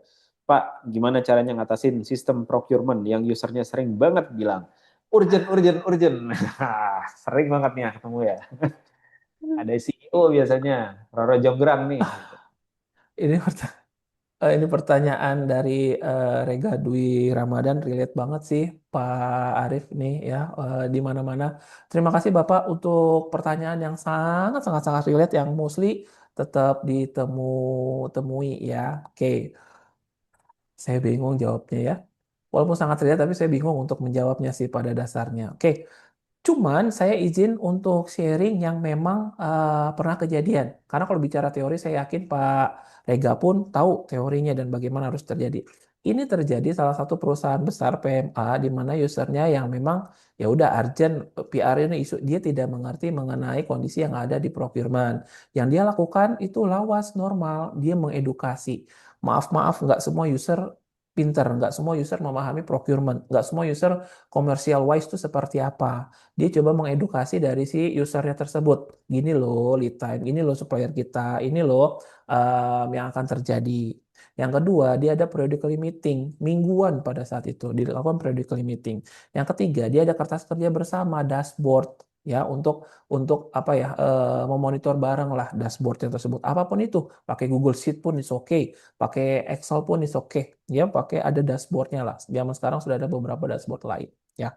Dari tiga itu mereka dilakukan. Kalau memang project baru atau mereka user dari sebuah project, itu oke lah, karena mungkin project atau baru establish plan-nya. Tapi kalau sudah establish, banyak hal-hal seperti ini saya rasa perlu diedukasi, perlu di product meeting, ada dashboard bareng, dan juga nanti untuk some cases udah tanda kutip kelewatan nih, dia pun yang keempatnya ini yang pada itu real dilakukan, dia komparasi Pak, dia komparasi ini loh kebutuhan PR kamu yang memang satu semester terakhir yang memang terjadi. Kalau dibandingkan dengan yang PR kamu objek yang sama, kondisi normal, ini ternyata ada gap harga. Kenapa? Karena proses negosiasinya ini saya tidak maksimal karena Roro Jonggrang. Speak by data, dia merasakan dongnya dari sisi kerugian yang memang dialami dari organisasi. Ya syukur-syukur beliau ngerti, biasanya ya udah oh ternyata dampaknya ke arah sana juga gitu. Tapi by data Bapak harus ada historisnya. Ini yang terjadi. Jadi dia empat lalu lakukan. Akhirnya apa? Ya alhamdulillah sekarang usernya masih bebel. Enggak. Usernya udah berubah. Usernya sudah berubah sekarang. Jadi yang permintaan urgent lagi udah enggak. Si orang ini udah enggak. Ya permintaan urgent pindah ke anak buahnya sekarang. Ya urgent-urgent ke kita. Gitu. Udah enggak urgent lagi. Jadi empat hal itu sih minimal bisa dilakukan sih Pak Rega. Secara yang pernah saya temui. Kalau secara teori saya yakin Pak Rega sudah melakukan. Bahkan sekarang saya yakin sudah banyak effort yang dilakukan izin sharing ya tadi empat itu dilakukan mungkin beberapa Bapak sudah melakukan tapi berhasil sih pada saat itu empat yang dilakukan perusahaan ini mengeducate yang memang yang urgent atau sudah kebiasaan ini karena kan ke kita juga ya agak-agak ininya ke perusahaan malah nggak cuma ke kita doang gitu sih Baik. paling Pak Arif. Pak Septa, ini seru-seru banget pertanyaannya sebenarnya masih Iya, banyak ya. Dan wah, email apa aja namanya? kita email nih. Kayaknya kita tambah sesi sampai webinar sesi 2 kali ya. Ya, teman-teman, terima kasih sekali lagi ya atas pertanyaannya. Tapi kita sudah di penghujung acara nih, mohon maaf. Tapi kami janji, mungkin Pak Septa boleh Pak, nanti pertanyaan lainnya akan kita jawab secara terpisah Pak, lewat Ya, email mungkin Pak. ya Nanti boleh, kami bantu boleh, akan kirimkan ya, gitu. Soalnya baik boleh. pertanyaannya masih cukup banyak nih, gitu. Teman-teman saya apresiasi sekali lagi gitu ya, karena sudah bertanya dan terima kasih juga karena sudah menemani kita sampai sore hari ini dan teman-teman sekali lagi PKM Konsultan mengucapkan terima kasih banyak gitu ya sudah mengikuti kami dan sudah berpartisipasi dan PKM kita punya beberapa program terkait supply chain management maupun negotiation skill yang teman-teman bisa ikuti dalam bentuk berbayarnya gitu ya. Ada public training, in-house training ataupun consulting. Dan Pak Septa juga tadi sudah sempat gitu ya mention ada sesi kalau mau teman-teman dikunjungin, silahkan jangan lupa untuk isi kolom formulir evaluasi tadi ya teman-teman. Dipilih saja, nanti kita akan coba hubungin dan Pak Septa akan coba datang ke teman-teman gitu ya, baik online maupun offline gitu. Dan sepertinya masih ada yang ditunggu satu hal gitu ya teman-teman dari pertanyaan yang sudah sempat terjawab gitu ya. Kita sudah tentukan siapa yang akan mendapatkan saldo e-money gitu ya sebesar Rp50.000 yaitu kepada Bapak Duni dari Pardik Jaya. Selamat Pak Duni. Nanti tim kami akan menghubungi ya untuk mengirimkan saldo e-money-nya. Terima kasih teman-teman yang sudah berpartisipasi. Yang belum dijawab pertanyaannya masih banyak dan masih sangat bagus-bagus banget. Akan kami coba jawab setelah acara gitu ya. Dan teman-teman untuk yang ingin menyaksikan ulang tayangan ini, jangan lupa subscribe dulu nih YouTube channelnya PKM Konsultan, nanti akan kami upload di sana gitu ya. Dan untuk materi akan kami kirimkan hanya untuk yang sudah mengisi formulir evaluasi ya. Jangan lupa tadi diklik gitu ya, formulir evaluasinya diisi dan kami akan kirimkan nanti melalui email juga. Sobat Improvement. Pak Septa ada closing statement mungkin buat teman-teman? Closing statementnya ya negosiasi nggak lahir sehari dua hari, butuh memadukan berbagai macam aspek, knowledge, intuisi, komunikasi, taktik, strategi macam-macam. Belajar bareng, sama-sama belajar dengan kami, dengan PKM, dengan saya tentunya. Saya pengen belajar banyak dan mudah-mudahan pertemuan kita nggak hanya webinar kali ini aja, Pak Arif. Kita dapat berkomunikasi, bersilaturahmi di lain kesempatan, berdiskusi ya, untuk membuat impact lebih baik lagi untuk organisasi kita dan society. Itu aja paling Pak Arif. Baik, terima kasih Pak Septa. Teman-teman, Sobat Improvement, informasi lainnya mengenai topik terkait productivity and quality improvement bisa teman-teman lihat di website kami di pkm.co.id atau follow sosial media kami di @pkmconsultants. Sebagai penutup, saya Arif Hanifan dan juga teman-teman yang bertugas pada sore hari ini pamit undur diri, tetap tangguh, tetap agile, dan sampai jumpa di program PKM selanjutnya. Terima kasih. Semangat Terima pagi, kasih. sampai jumpa Pagi-pagi, semuanya. pagi-pagi. Sampai jumpa. Terima kasih.